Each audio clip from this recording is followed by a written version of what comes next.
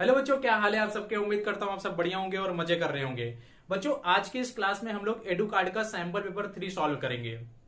Sample paper 1 class 10 CBSE की बात कर रहा हूँ बच्चे। Sample paper 1 and sample paper 2 की वीडियो ऑलरेडी मैंने बना रखी है। वो वीडियो आपको प्लेलिस्ट सेक्शन में मिल जाएगी। आज की इस क्लास में हम लोग सैंपल पेपर 3 सॉल्व करेंगे, ठीक है। चलिए स्टार्ट करते हैं। ये मेरे पास सैंपल पेपर, ये एडू कार्ड का मेरे पास टर्म 2 का सैंपल पेपर है बेटा, और इसका मैं आज सैंपल पेपर 3 सॉल्व करने वाला हूँ, ठीक है। चलिए स्टार्ट करते हैं टर्म 2 सैंपल पेपर 3। यहाँ पर पहले सेक्शन ए के क्वेश्चंस हम लोग सॉल्व करते हैं, उसके बाद सेक्शन बी एंड उसके बाद हम लोग सेक्शन सी के क्वेश्चन सॉल्व करेंगे। चलिए स्टार्ट करते हैं सेक्शन ए का क्वेश्चन नंबर 1। देखो पहले समझते हैं यहाँ पर क्वेश्चन नंबर 1 में क्या दिया गया है। Neel has a toy in a shape of right circular cone whose height and radius are in the ratio of 12:5. If its volume is 2512 centimeter cube, find the radius of the cone.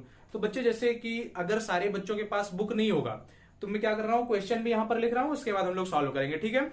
छोटे छोटे questions लिख रहा हूँ, जिस question को बिना लिखे आपको मैं समझा सकूंगा उस क्वेश्चन को नहीं लिखूंगा, ठीक है। चलो यहाँ पर क्वेश्चन नंबर 1 दिया गया है। Neel has a toy, Neel has a toy in the shape of right circular cone, in the shape of right circular cone, right circular cone। और यहां पर क्या दिया है बेटा, whose height and radius are in the ratio of, whose height and radius are in the ratio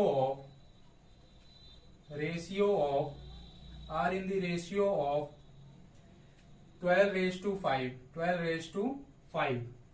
if its volume is, if its volume,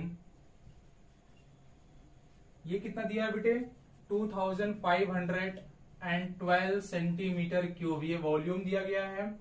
find radius of the कोन, मुझे क्या करना है, यहाँ पर रेडियस फाइंड करना है, ठीक है। ये क्वेश्चन मैंने लिख दिया। चलिए स्टार्ट करते हैं। देखो सबसे पहले मेरे पास क्या है, मेरे पास हाइट एंड रेडियस का रेशियो है, कितना है, 12:5। देखो since height and radius is given, कितना, 12:5 ये दिया हुआ है बेटे। तो अगर मैंने यहाँ पर कॉमन मल्टीपल x अज्यूम किया तो मैं यहाँ पर बोल सकता हूं therefore height is equal to 12x and radius is equal to 5x। And मुझे यही 5x की वैल्यू फाइंड करनी है ना। क्या दिया है सर, यहाँ पर वॉल्यूम दिया गया है। किसका वॉल्यूम है, वो कोन का वॉल्यूम है। What is the formula for volume of a cone, 1/3 pi r square h। Very good. तो यहां पर मैं वॉल्यूम का फॉर्मूला अप्लाई कर दूंगा। Since volume is equal to, since volume is given that is 2512, so therefore here we can say that 1/3 pi r square h is equal to 2512। Pi की value दी गई है क्या, यस पाई की value दी गई है, that is 3.14। तो वहां पर सब्स्टिट्यूट करेंगे तो ये हो जाएगा 1/3 इंटू 3.14। आर है हमारे पास कितना बेटा, 5x, तो 5x का स्क्वायर हो जाएगा, that means 25x square. And h है हमारे पास 12x, वो मैंने यहां पर लिख दिया, that is equal to 2512। So therefore here we can say that by solving it, here we will get, देखो x स्क्वायर इंटू एक्स हो जाएगा x क्यूब। एंड यहाँ पर हमारे पास क्या क्या बच रहा है, देखो यहाँ पर हमारे पास अब सारी जितनी कांस्टेंट की वैल्यूज है मैं उस साइड शिफ्ट कर रहा हूँ।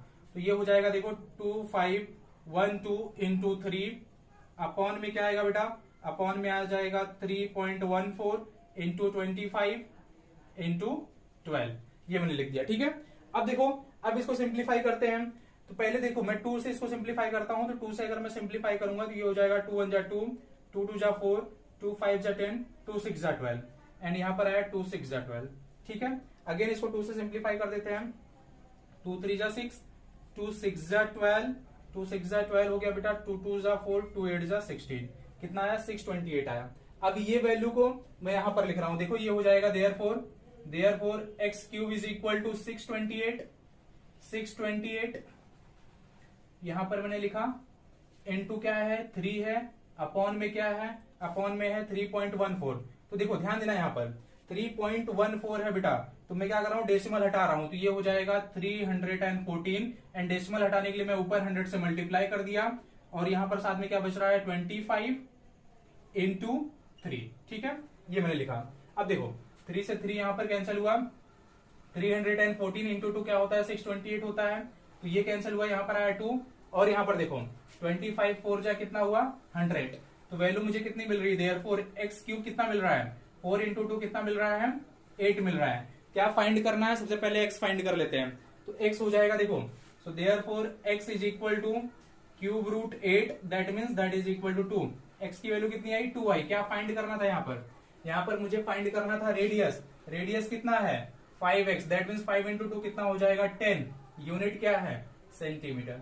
सो our answer is radius of the cone is equal to 10 centimetre. Clear, ये हमने कंप्लीट किया है क्वेश्चन नंबर 1। उम्मीद करता हूं बेटे आपको समझ में आया होगा। चलिए स्टार्ट करते हैं क्वेश्चन नंबर 2। अब देखते हैं यहाँ पर क्वेश्चन नंबर 2 में क्या दिया गया है। क्वेश्चन नंबर 2 स्टार्ट करने से पहले मैं इसको थोड़ा सा इरेज कर देता हूं, उसके बाद सेकंड क्वेश्चन हम लोग स्टार्ट करेंगे, ठीक है। देखो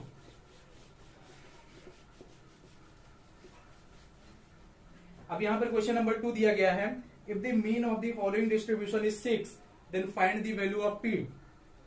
अगर बेटा यहां पर मीन दिया गया है कितना 6, देन मुझे पी की वैल्यू फाइंड करनी है, ठीक है। क्वेश्चन लिख रहा हूं मैं यहां पर, देखो क्या दिया है, मीन इज गिवन, मीन दिया गया है, कितना दिया गया है 6 दिया गया है, टेबल यहां पर दिया गया है, टेबल लिखो।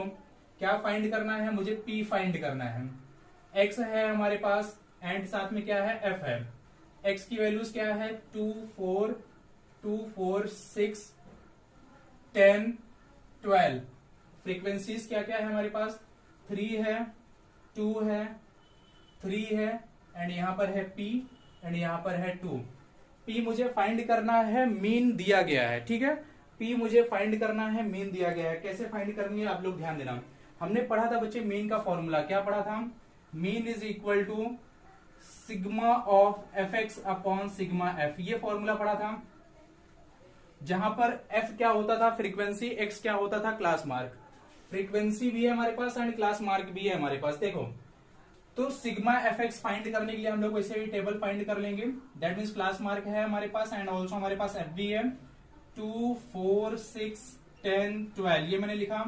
एफ है हमारे पास 3 2 3 P and 2।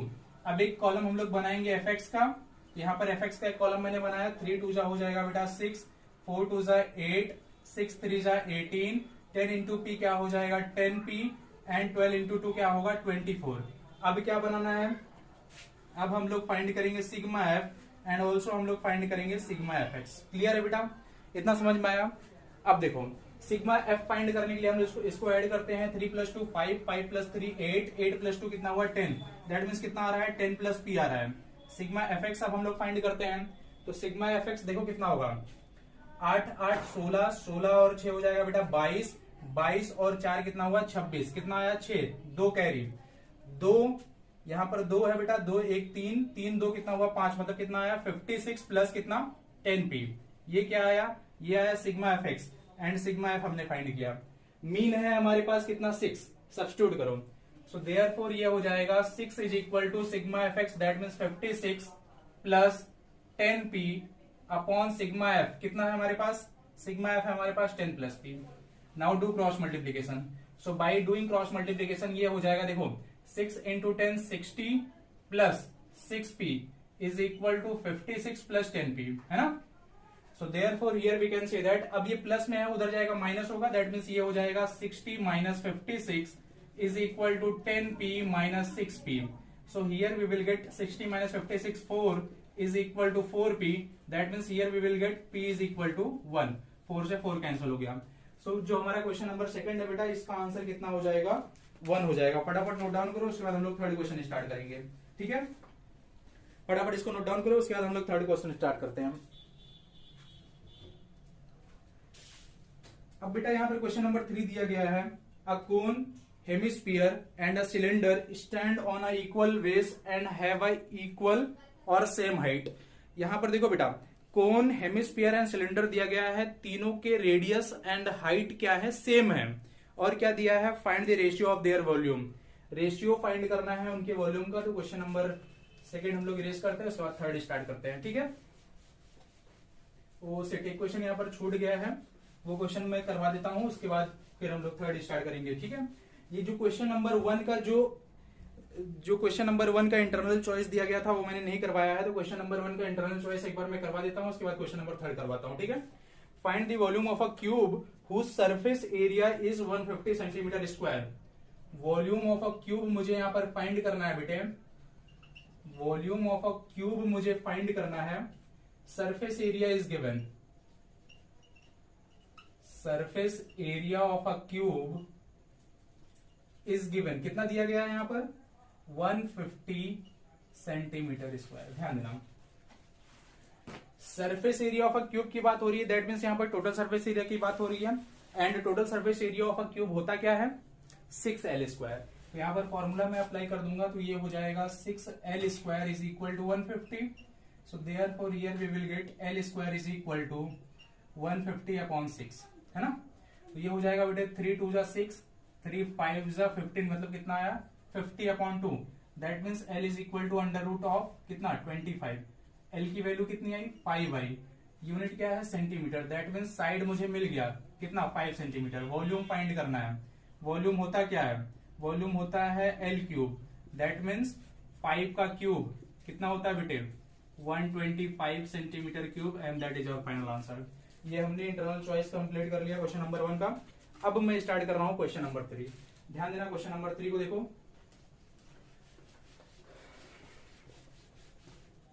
Question number 3, a cone, hemisphere and a cylinder stand on equal base and have the same height, equal base and having the same height। ध्यान देना बेटा, cone, hemisphere and cylinder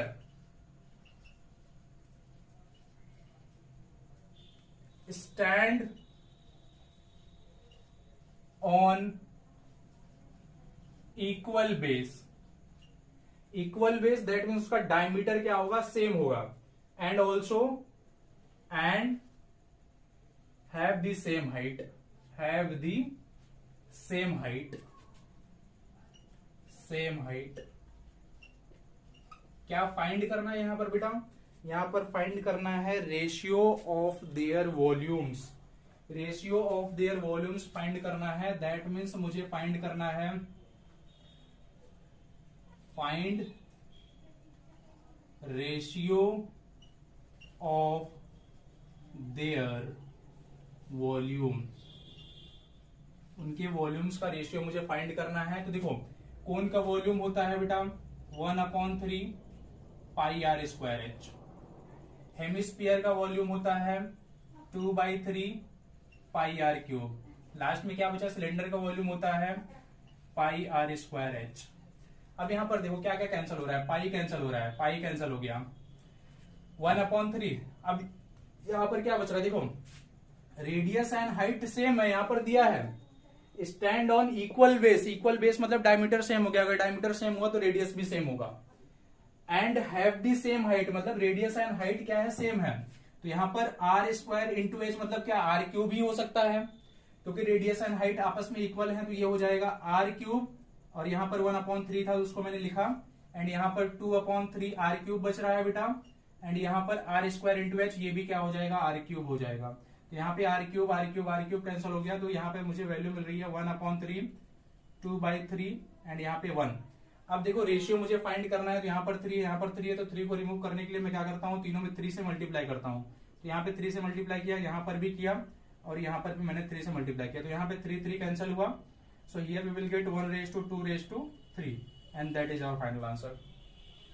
so therefore the ratio of their volume is 1/2/3, that is our final answer. ये हमने complete किया है question number 3। चलिए अभी start करते हैं क्वेश्चन नंबर 4 और देखते हैं क्वेश्चन नंबर 4 में क्या दिया गया है। ठीक है बेटा, यहाँ पर दिया गया है in the given figure find the radius of the circle, मुझे रेडियस फाइंड करना है सर्कल का, और यहाँ पर फिगर एक दिया गया है। ठीक है, चलिए स्टार्ट करते हैं क्वेश्चन नंबर 4। फिगर यहाँ पर दिया गया है, एक सर्कल है, ये सर्कल मैंने ड्रॉ कर दिया, एंड ये है सेंटर इसका, यहाँ पर एक डायग्राम बना है, ये डायग्राम मैंने बना दिया बच्चे, ये बना दिया मैंने। सेंटर ओ टी एंड यहाँ पर है पी। लेंथ इज गिवन, ये है x+1 सेंटीमीटर, ये है बेटा हमारे पास x+2 सेंटीमीटर एंड ये है हमारे पास x-6 सेंटीमीटर, है ना। अब आप ध्यान दीजिएगा, अब मुझे यहाँ पे क्या फाइंड करना है, रेडियस फाइंड करना है। तो कैसे करेंगे आप लोग थोड़ा सा ध्यान देना बच्चे। सबसे पहली बात हमको पता है, radius drawn to tangent always perpendicular to tangent. अगर मैं रेडियस टेंजेंट पे ड्रॉ करता हूं, पहली बात तो पीटी टेंजेंट है क्या? यस सर, ये सर्कल को एक पॉइंट पे टच कर रहा है, मतलब ये क्या है, टेंजेंट है। ओपी रेडियस है क्या? यस सर, ये भी रेडियस है। क्यों? सेंटर एंड सर्कमफ्रेंस के बीच का डिस्टेंस हमेशा रेडियस होता है, तो ये रेडियस है, ये टेंजेंट है। एंड रेडियस हमेशा टेंजेंट के परपेंडिकुलर होता है, हमने थ्योरम में पढ़ा है। तो क्या लिखूंगा मैं, since radius drawn to tangent perpendicular to tangent, है ना बेटा, perpendicular to tangent. So therefore here we can say that bete, therefore here we can say that OP is perpendicular to what? PT, है ना, ये perpendicular हो गया। अब आप ध्यान दीजिएगा बच्चे, अगर ये परपेंडिकुलर है दैट मीन्स ये राइट एंगल ट्रायंगल हो गया OPT। दैट मीन्स OT क्या होगा बेटे, OT हाइपोटेनस हो जाएगा। एंड कहीं पर भी अगर राइट एंगल ट्रायंगल हमको दिख जाए तो हम लोग वहां पर पाइथागोरस थ्योरम अप्लाई कर सकते हैं। तो मैं यहाँ पे ट्रायंगल ले रहा हूं, अभी देखो, in triangle OPT, since angle OPT कितना है, 90 डिग्री है, तो पाइथागोरस थ्योरम हम लोग अप्लाई करेंगे। So therefore here we can say that OT का square is equal to what, OP square plus क्या होगा बच्चे, PT स्क्वायर। रीजन में हम लोग क्या लिखेंगे, पाइथागोरस थ्योरम, है ना। यहां पर मैंने लिखा पाइथागोरस थ्योरम। अब आप ध्यान दीजिएगा, OT हमारे पास कितना है, x+2, तो ये हो जाएगा x+2 the whole square is equal to OP है हमारे पास कितना बेटे, x-6, ये हो जाएगा x-6 the whole square plus PT है हमारे पास x+1, ये हुआ होल स्क्वायर। क्लियर है, इतना समझ में आया। अब क्या करते हैं सर, अब हमारे पास a+b the whole square and also a-b the whole square का फॉर्मूला है, वो फॉर्मूला लगा के हम लोग इसको सिंप्लीफाई करेंगे, है ना। a+b होल स्क्वायर का फॉर्मूला क्या होता है, a² + b² + 2ab। चलिए अप्लाई करो, तो ये हो जाएगा x² + 2 का square 4 plus 2ab in the sense मतलब कितना हो जाएगा बेटे, 4x इक्वल टू, यहां पर भी अप्लाई करो, x² + 6 का स्क्वायर 36 माइनस 6 × 2 12x प्लस यहां पर अभी ब्रैकेट ओपन करो, x² + 1 प्लस कितना है, 2x आया। So therefore here we will get, ध्यान देना बच्चे, पहले तो एक x² से एक x² यहाँ पे कैंसिल हुआ, यहाँ पे क्या बच रहा है, 4 + 4x इज इक्वल टू, यहाँ पर देखो अभी, अब यहाँ पर क्या है, 36 है और यहाँ पे क्या है 1, तो ये कितना हुआ, 37 हुआ, माइनस 12x + 2x कितना हो जाएगा बच्चे, -10x हो जाएगा। एंड साथ में यहाँ पे क्या बच रहा है, +x² बच रहा है। अब बनाएंगे हम लोग इसको एक क्वाड्रेटिक इक्वेशन। तो ध्यान देना भाई, इसको अगर मैं क्वाड्रेटिक इक्वेशन बनाऊंगा तो ये हो जाएगा 0 is equal to x² -10x, ये प्लस में है बेटा, उस साइड जाएगा माइनस होगा, क्या हो जाएगा, -4x एंड यहाँ पर क्या है, +37 + 4, इस साइड आएगा -4 होगा, ठीक है। तो ये हो जाएगा, ध्यान देना, x² -14x होगा ना, -10 -4 -14 एंड यहाँ पर कितना आएगा बेटा, +33 इज इक्वल टू 0। ये मुझे इक्वेशन मिल गया। अब इस इक्वेशन को मुझे सॉल्व करना है, तो ये ऊपर वाला पार्ट थोड़ा सा मैं इरेज करूंगा, उसके बाद हम लोग सॉल्व करेंगे। हाँ, अब ध्यान देना बेटा, अब इस वैल्यू को हम लोग, मैं यहाँ पे लिख रहा हूं, तो ये हो जाएगा x² -14x + 33 is equal to 0। That means 33 के मुझे दो फैक्टर चाहिए, जिसको ऐड करने के बाद कितना मिले, 14 मिले। ऐड क्यों करना है, क्योंकि यहाँ पे प्लस की साइन है। तो फैक्टर कितने में कौन कौन से होंगे, 33x² के दो factor 11x and 3x। Add करने के बाद 14 आ रहा है, बड़े वाले की साइन माइनस में है एंड सिंस मुझे ऐड करना है तो दोनों की साइन माइनस की होगी। तो ये हो जाएगा बेटा, देखो, x² -11x -3x + 33 is equal to 0। Now compare first two term. अगर मैं पहले दो टर्म को यहाँ पे कंपेयर कर रहा हूं बेटे, और अगर मैंने x को यहाँ पे कॉमन लिया तो ये हो जाएगा x in a bracket x -11 and since we take -3 common, again here we will get x minus 11 in a bracket that is equal to 0. So therefore ये हो जाएगा x minus 11 in a bracket and also x minus 3 in a bracket that is equal to 0. So therefore here we will get x minus 11 is equal to 0 और x minus 3 is equal to 0. So here we will get x is equal to 11 और x is equal to 3. दोनों positive values मिली हैं और मुझे find यहाँ पे क्या करना था, मुझे यहाँ पे फाइंड करना था बेटे, क्या फाइंड करना है भाई, हाँ यहाँ पर मुझे फाइंड करना है रेडियस ऑफ द सर्कल, है ना. तो इसमें से रेडियस कौन सा होगा, तो रेडियस है क्या एक्चुअली में, रेडियस है x माइनस 6. रेडियस क्या है x माइनस 6. तो अगर मैंने x की वैल्यू यहाँ पर 3 सब्स्टिट्यूट किया तो ये हो जाएगा 3 माइनस 6, दैट मीन्स कितना, -3. एंड लेंथ कभी भी नेगेटिव नहीं होती. So therefore it is discarded and our correct answer is x is equal to 11. and अगर मैंने x is equal to 11 यहाँ पर सब्स्टिट्यूट किया बेटा तो 11 माइनस 6 कितना हो जाएगा, 5. यूनिट क्या है, सेंटीमीटर है. So therefore the radius of the circle is equal to 5 centimeter and that is our final answer. आया समझ में, आया समझ में बेटा, बहुत बढ़िया. चलिए अभी स्टार्ट करते हैं हम लोग क्वेश्चन नंबर 5. ये 4 हमने कंप्लीट कर लिया है. अब देखो यहाँ पर क्वेश्चन नंबर 5 दिया गया है. If the diameter of a garden roller 2 meter long is 1.4 meter, then how much area will it cover in 7 revolution. ध्यान देना बच्चे, क्वेश्चन थोड़ा सा अच्छा है, ध्यान देना कैसे करेंगे. क्वेश्चन नंबर 5,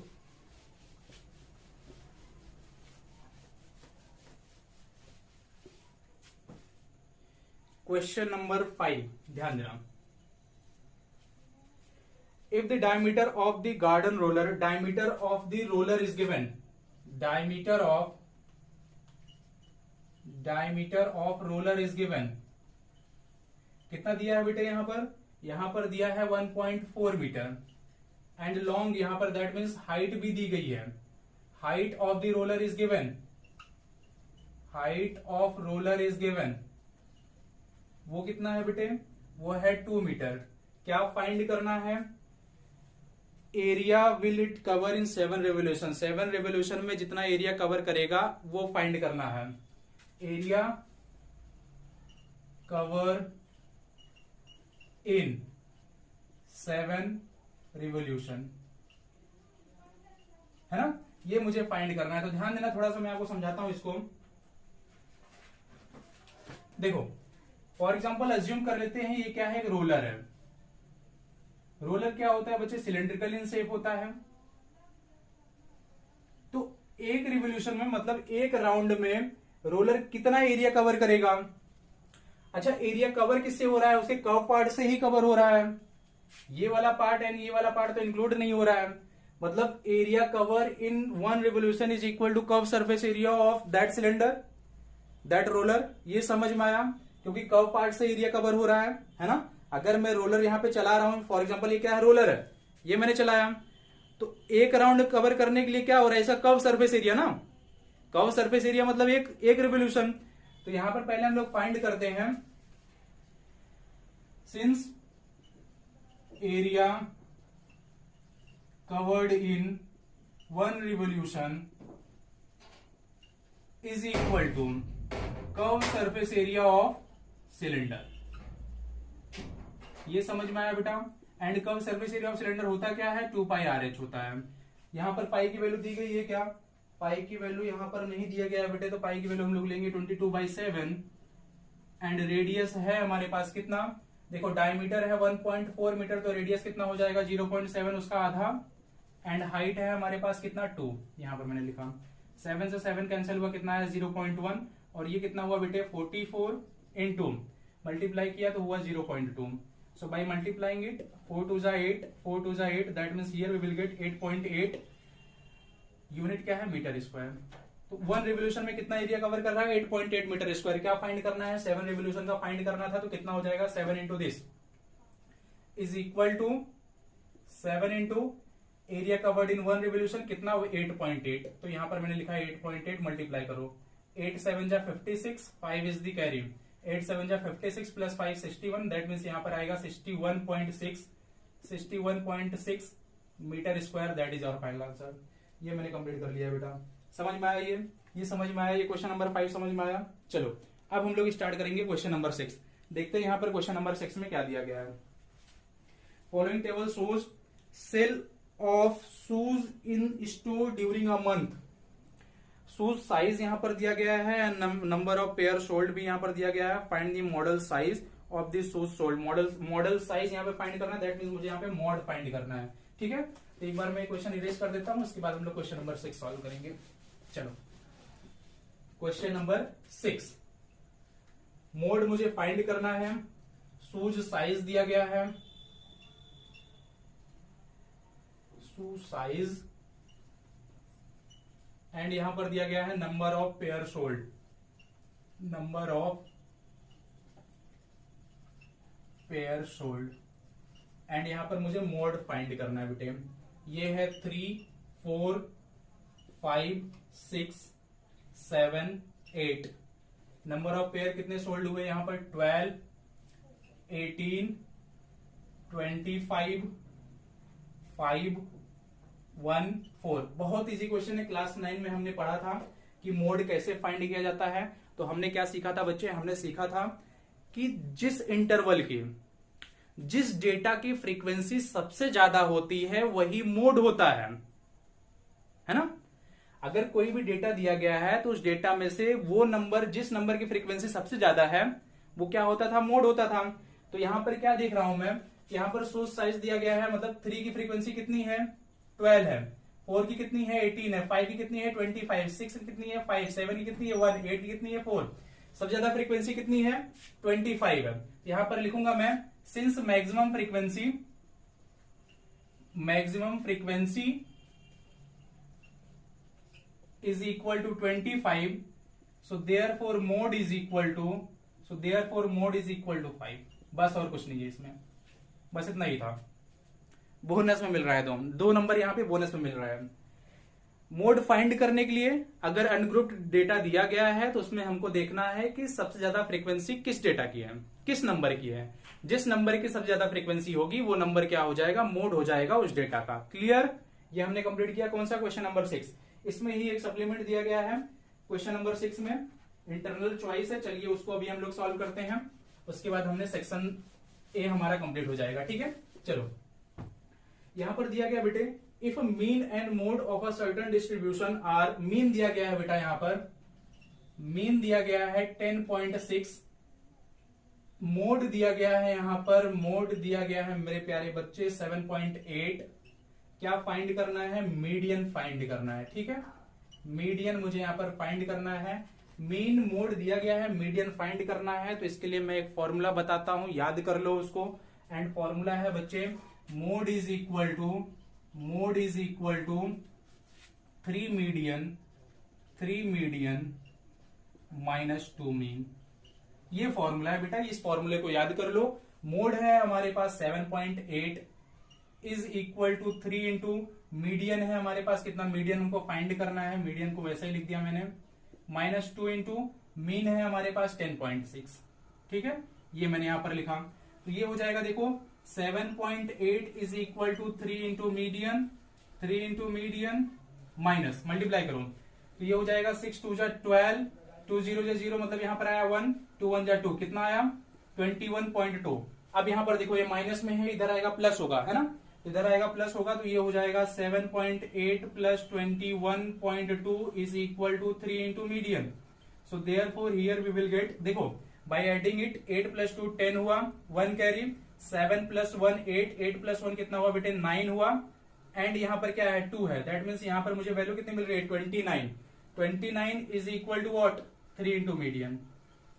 ठीक है, so therefore here we can see that median is equal to what, median is equal to 29 upon कितना हो जाएगा बेटा 3 हो जाएगा, and by dividing it here we will get, देखो 3 नवा कितना हो जाएगा बेटा 27, 3 नवा यहां पर कितना हुआ 27, 2 कैरी आया, डेसिमल लगाया तो 3 6 18, अगेन 3 6 18, दैट मीन्स मीडियन मुझे मिल रहा है 9.67, ये मीडियन मिल रहा है। ये कौन सा क्वेश्चन हम लोग कर रहे थे, ये हम लोग कर रहे थे question number 6, and that is our final answer. ये हमने कंप्लीट कर लिया है क्वेश्चन नंबर 6 का जो इंटरनल चॉइस था वो। उम्मीद करता हूं आपको समझ में आया होगा बेटा। कैसे किया, फॉर्मूला क्या है, मोड इज इक्वल टू, ये फॉर्मूला याद कर लो, mode is equal to 3 median minus 2 mean, ये फॉर्मूला याद कर लो, वैल्यू सब्स्टिट्यूट करो, मैंने मीडियन यहाँ पे फाइंड कर लिया। ठीक है, ठीक है बेटा, इसी के साथ हमारा कंप्लीट होता है सेक्शन नंबर ए। अब हम लोग स्टार्ट करेंगे सेक्शन बी। तो चलिए स्टार्ट करते हैं सैंपल पेपर 3 एडुकार्ट का सैंपल पेपर 3 सेक्शन 2। तो बच्चे यहाँ पर क्वेश्चन नंबर 7 सेक्शन बी, यहाँ पर क्वेश्चन नंबर 7 दिया गया है। If Sn the sum of first n term of an AP is given by Sn is equal to 5n square plus 3n, find the AP। मुझे यहाँ पर arithmetic progression find करना है बेटे। ध्यान देना कैसे करना है उसको पहले एक बार थोड़ा सा हम लोग समझते हैं।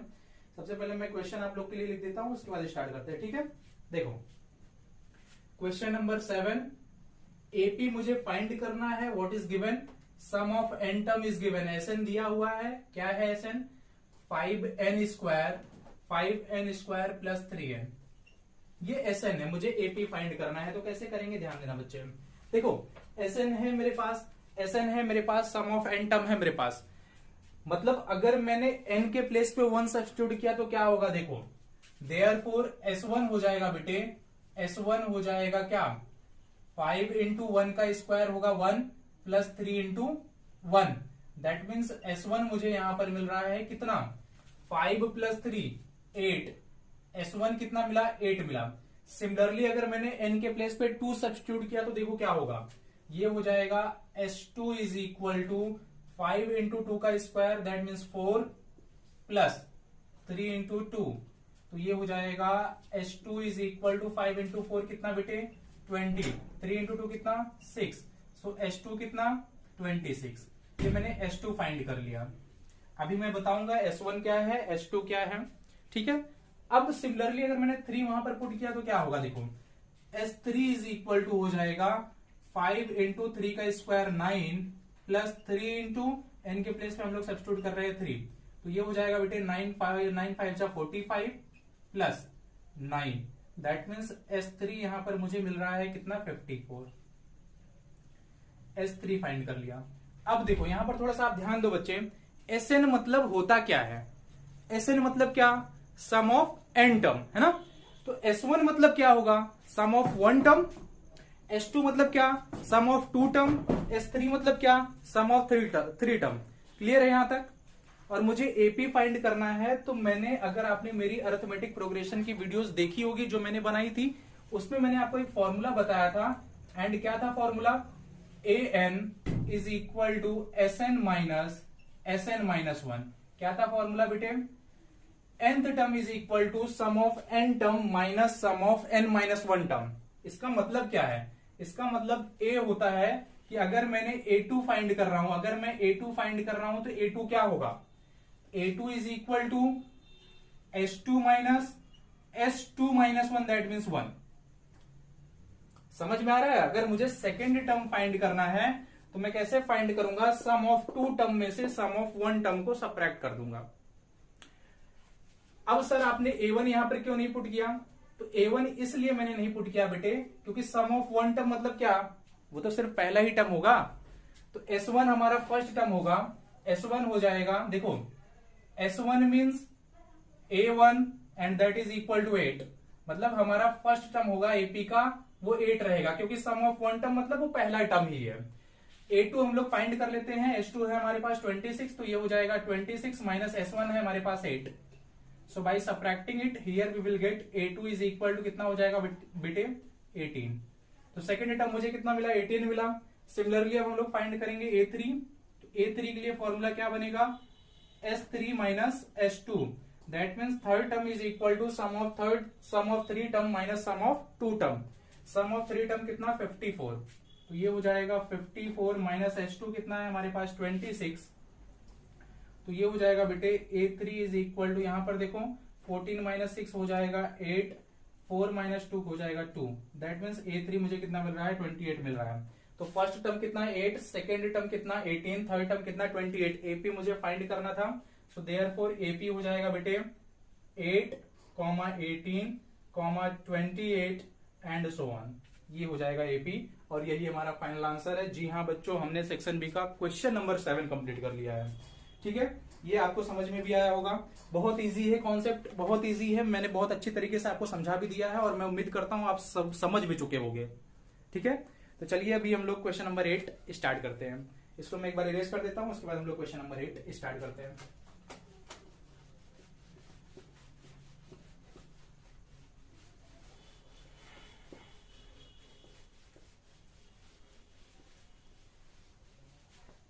देखो question number 8 is given here. Draw a line segment AB of length 7 centimeter, taking A as a center, draw a circle of radius 3 centimeter, and taking B as a center, draw another circle of radius 2 centimeter, construct tangent to each other from the center of the other circle। ध्यान देना बेटा, question मैं यहां पर लिख रहा हूं आप लोग को समझने के लिए, उसके बाद मैं इसका कंस्ट्रक्शन आपको बताऊंगा। Draw a line segment, draw a line segment AB of 7 centimeter, taking A as a center, taking A as a center, draw a circle of radius, draw a circle of radius of 3 centimeter, and taking B as a center, taking B as a center, draw another circle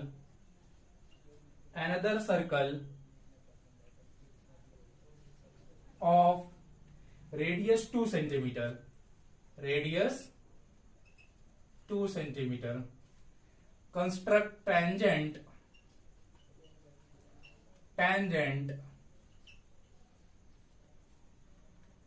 to each other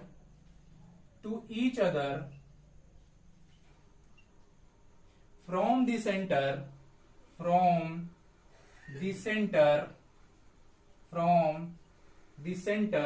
of other circle। ध्यान देना कैसे करेंगे other circle. देखो सबसे पहले यहां पर दिया क्या है बच्चे, यहां पर दिया गया है draw a line segment AB of 7 centimetre. तो AB में ड्रॉ कर लेता हूं सबसे पहले, ये मैंने फॉर एग्जांपल AB ड्रॉ किया है, ठीक है। लेंथ कितना है AB का 7 सेंटीमीटर, तो ये लेंथ है 7 सेंटीमीटर, ये मैंने ड्रॉ कर लिया। अब नेक्स्ट स्टेप क्या करना है sir, taking A as a centre, draw a circle of radius 3 centimetre. तो मैं क्या करूंगा, राउंडर लूंगा, स्केल पर 3 सेंटीमीटर मेजर करूंगा और A as a centre assume करके मैं एक सर्कल ड्रॉ करूंगा। लेट अस अज्यूम ये मैंने एक सर्कल ड्रॉ किया, ठीक है। From centre O, centre A से मैंने यहां पर एक सर्कल ड्रॉ किया, ठीक है। अब उसके बाद क्या करना है सर, अब यहां पर देखो taking B as a centre, draw another circle of radius 2 centimetre. अब B को सेंटर लेकर के मैंने एक और सर्कल यहां पर क्या किया, ड्रॉ कर दिया, ठीक है, B सेंटर के साथ। अब क्या बोला है, ड्रॉ अनदर सर्कल, ओके हो गया ये। Construct tangent to each other from the centre of the other circle, मतलब इस वाले सर्कल के सेंटर से ये वाले सर्कल पर मुझे टेंजेंट ड्रॉ करना है, और ये वाले सर्कल के सेंटर से मुझे ये वाले सर्कल पर क्या करना है, टेंजेंट ड्रॉ करना है। कैसे करेंगे आप लोग ध्यान देना बेटे। तो यहां पर देखो, अगर मुझे टेंजेंट ड्रॉ करना है तो मैं क्या करूंगा, जो AB है इसका मैं ड्रॉ करूंगा परपेंडिकुलर बाइसेक्टर।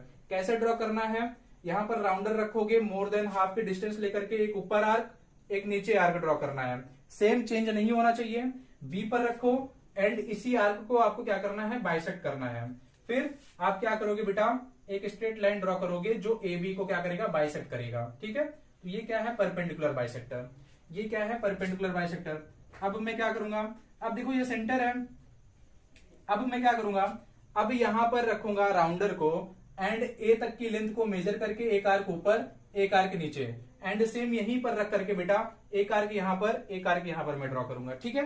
फिर से सुनो, मैंने यहां पर रखा राउंडर, उसके बाद एक आर्क यहां पर एक आर्क यहां पर मारा। कौन सी लेंथ को मेजर करके, ये वाली लेंथ को। सेंटर यहां से परपेंडिकुलर बाइसेक्टर से A तक की लेंथ को मेजर करके मैंने एक आर्क ऊपर एक आर्क नीचे, एंड सेम यहां पर एक आर्क और यहां पर एक आर्क बनाया। अब मैं क्या करूंगा बेटा, अब B को सेंटर लेकर के आप एक टेंजेंट ये ड्रॉ कर दो। सिमिलरली बी को सेंटर लेकर के एक टेंजेंट मैंने नीचे ड्रॉ कर दिया, ठीक है। अब ए को सेंटर लेकर के इसको लेकर के एक टेंजेंट आप ड्रॉ करो, तो ये टेंजेंट मैंने ड्रॉ किया एंड सिमिलरली ये वाला एक टेंजेंट मैंने ड्रॉ किया। ये हो गया आपका कंप्लीट कंस्ट्रक्शन, ठीक है। समझ में आया मैंने क्या किया? समझ में आया बेटा? बहुत बढ़िया। ये कौन सा क्वेश्चन था? ये था क्वेश्चन नंबर 8 और हमने कंप्लीट कर लिया है क्वेश्चन नंबर 8। अब मैं स्टार्ट करूंगा क्वेश्चन नंबर 9, तो फटाफट आप इसको नोट डाउन कर लो, उसके बाद हम लोग क्वेश्चन नंबर 9 से स्टार्ट करेंगे, ठीक है बेटा। चलिए, क्वेश्चन नंबर 8 हमने कंप्लीट कर लिया है।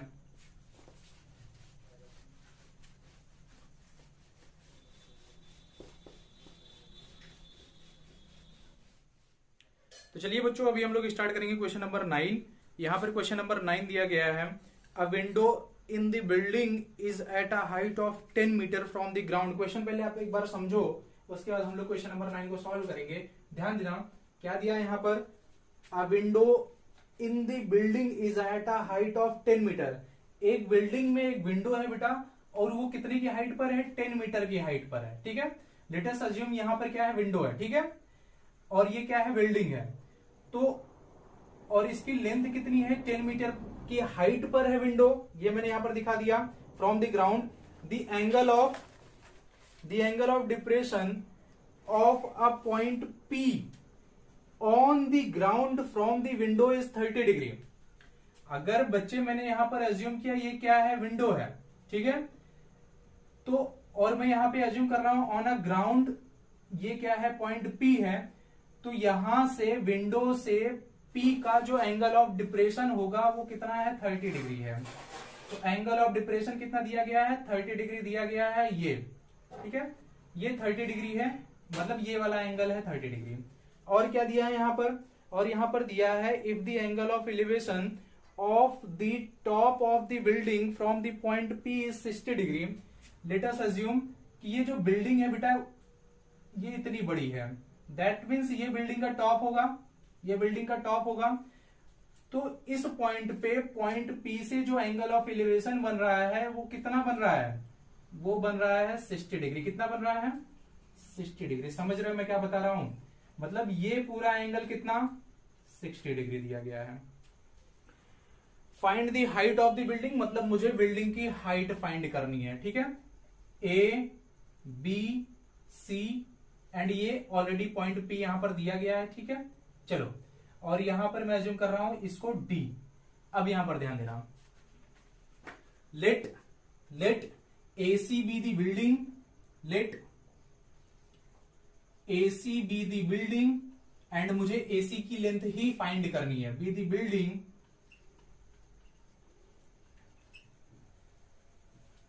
And be the position of window, ठीक है बेटा। ये मैंने यहां पर दिखा दिया, मैंने दिखा दिया AC क्या है? बिल्डिंग है, एंड B जो है वो विंडो है। वो क्या है? विंडो है, यहां पर मैंने दिखा दिया, ठीक है। अब उसके बाद देखो क्या करना है। अब उसके बाद यहां पर ध्यान देना, आप क्या करना है।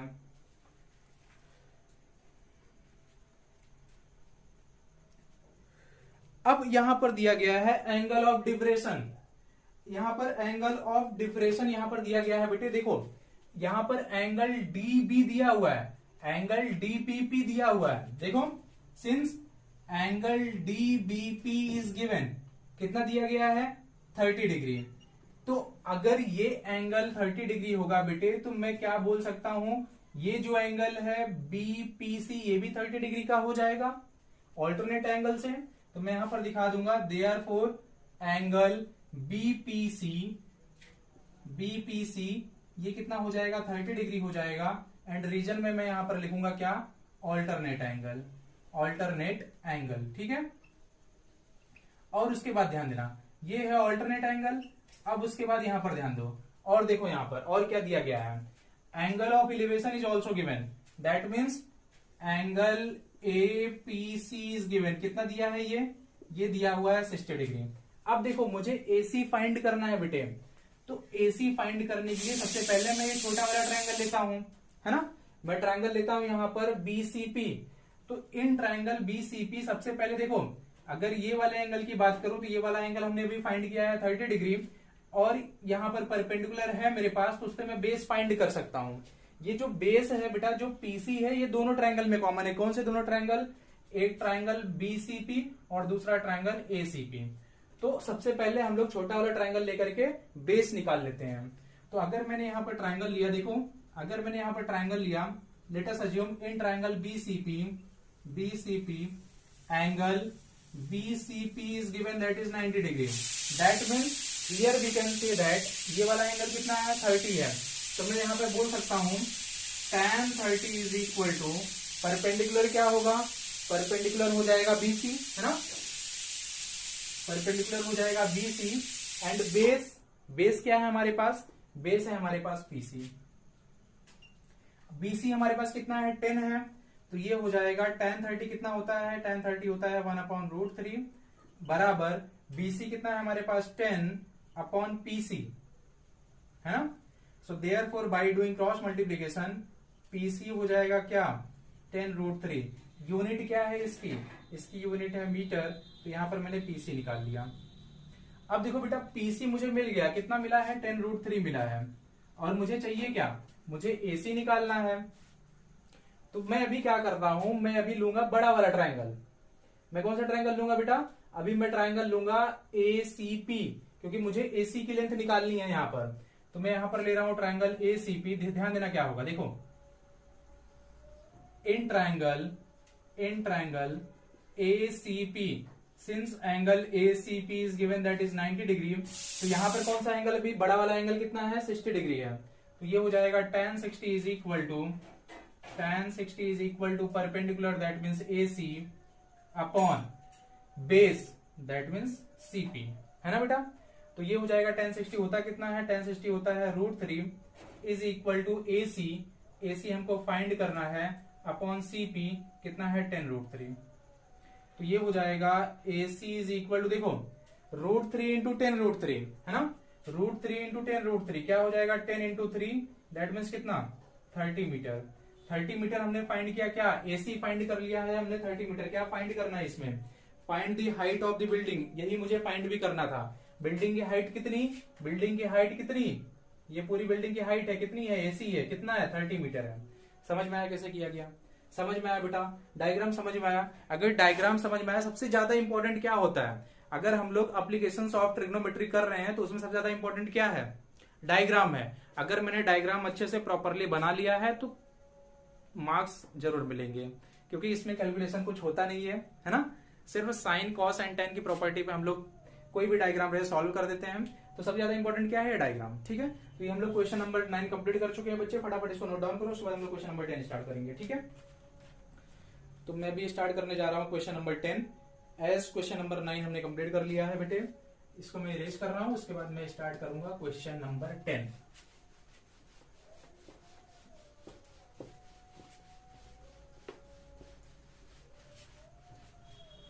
चलो, अब यहां पर क्वेश्चन नंबर 10 दिया गया है। इफ द इक्वेशन, यहां पर दिया गया है बेटे if the equation, question number 10 ध्यान देना, अच्छा क्वेश्चन है। If the equation 1 plus m square x square plus 2m cx प्लस c square minus a square is equal to 0 has equal roots. क्या है बेटे? रूट्स क्या है? इक्वल है। क्या शो करना है यहां पर? मुझे शो करना है सो दैट क्या शो करना है? c square is equal to a square in a bracket 1 plus m square. ये मुझे शो करना है। ठीक है, चलिए स्टार्ट करते हैं। सबसे पहले दिया क्या गया है यहां पर, वो पहले हम लोग देखते हैं। यहां पर दिया गया है बेटे इक्वेशंस हैज इक्वल रूट। अगर रूट्स इक्वल रहते हैं इसका मतलब क्या होता है? इसका मतलब बी स्क्वायर माइनस 4ac की वैल्यू क्या हो जाएगी? 0 हो जाएगी। ये हमने पढ़ा था नेचर ऑफ रूट में। अगर किसी भी इक्वेशन के इक्वल रूट्स हैं तो डिस्क्रिमिनेंट की वैल्यू क्या होती है? 0 होती है ना? तो सबसे पहले हम लोग इसको कंपेयर करते हैं और एबीसी की वैल्यू फाइंड करते हैं। Since 1 plus m square x square plus 2mc x plus c square minus a square is equal to 0, ये दिया हुआ है. So therefore here we can say that a is equal to, क्योंकि हम लोग किससे कंपेयर करते हैं बेटा, ax square plus bx plus c is equal to 0 से कंपेयर करते हैं. ये क्या है, general form of the quadratic equation. तो a कितना हो जाएगा 1 प्लस एम स्क्वायर, b कितना होगा बेटे, bx x के प्लेस पे क्या है 2mc है, तो यहां पर आया 2mc एंड c की वैल्यू क्या हो जाएगी, c की वैल्यू हो जाएगी c square minus a square.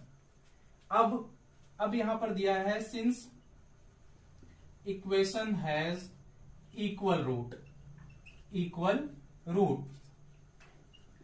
So therefore we can say that, क्या मैं बोल सकता हूं, b square minus 4ac is equal to 0. अब b कितना है हमारे पास 2mc, तो यहां पर मैंने लिखा 2mc the whole square minus 4 into a कितना है हमारे पास 1 प्लस एम स्क्वायर, यहां पर मैंने लिखा इंटू c कितना है हमारे पास बेटे, c square minus a square that is equal to what 0. ये मैंने यहां पर लिख दिया. ठीक है, क्या फाइंड करना है मुझे, ये शो करना है, ये मुझे शो करना है. ठीक है, चलो ब्रैकेट ओपन करो. सो बाय ओपनिंग द ब्रैकेट ये हो जाएगा, देखो 2 का स्क्वायर 4 एम स्क्वायर सी स्क्वायर माइनस, अब यहां पर देखो, यहां पर भी मैं ब्रैकेट ओपन करूंगा तो ये हो जाएगा, देखो माइनस के साइन में बाहर ही रख रहा हूं बेटे, माइनस के साइन में बाहर ही रख रहा हूं, और यहां पर मैं ब्रैकेट ओपन करूंगा तो ये हो जाएगा 4 प्लस 4m स्क्वायर एंड यहां पर है c square minus a square, ये मैंने लिखा दैट इज इक्वल टू 0. अब इन दोनों को मैं मल्टीप्लाई करूंगा. ठीक है, तो मल्टीप्लाई करेंगे तो ये हो जाएगा 4m स्क्वायर सी स्क्वायर माइनस, अब मैं अंदर मल्टीप्लाई कर रहा हूं तो देखो क्या होगा, ये हो जाएगा 4 into c square that means 4c square minus 4 into a square 4a square plus 4m square C square and ये हो जाएगा बेटे minus 4m square a square, ये मैंने मल्टीप्लाई कर दिया. ठीक है, अब मैं ये ब्रैकेट ओपन कर देता हूं and that is equal to 0, यहां पर मैंने लिख दिया. तो ये हो जाएगा देखो 4m स्क्वायर सी square minus 4c square, minus बाहर है तो अंदर की साइन चेंज होगी, प्लस 4a स्क्वायर होगा माइनस 4m स्क्वायर सी स्क्वायर होगा plus 4m square a square होगा दैट इज इक्वल टू 0. क्या कैंसिल हो रहा है, ये देखो 4m स्क्वायर सी स्क्वायर 4m स्क्वायर सी स्क्वायर ये कैंसिल हो गया. That means here we will get what, यहां पर मुझे वैल्यू मिल रही है, देखो क्या वैल्यू मिल रही है, minus 4c square plus 4a square plus 4m square C square is equal to 0. अब देखो बेटा, सबसे पहले 4 को निपटा दो.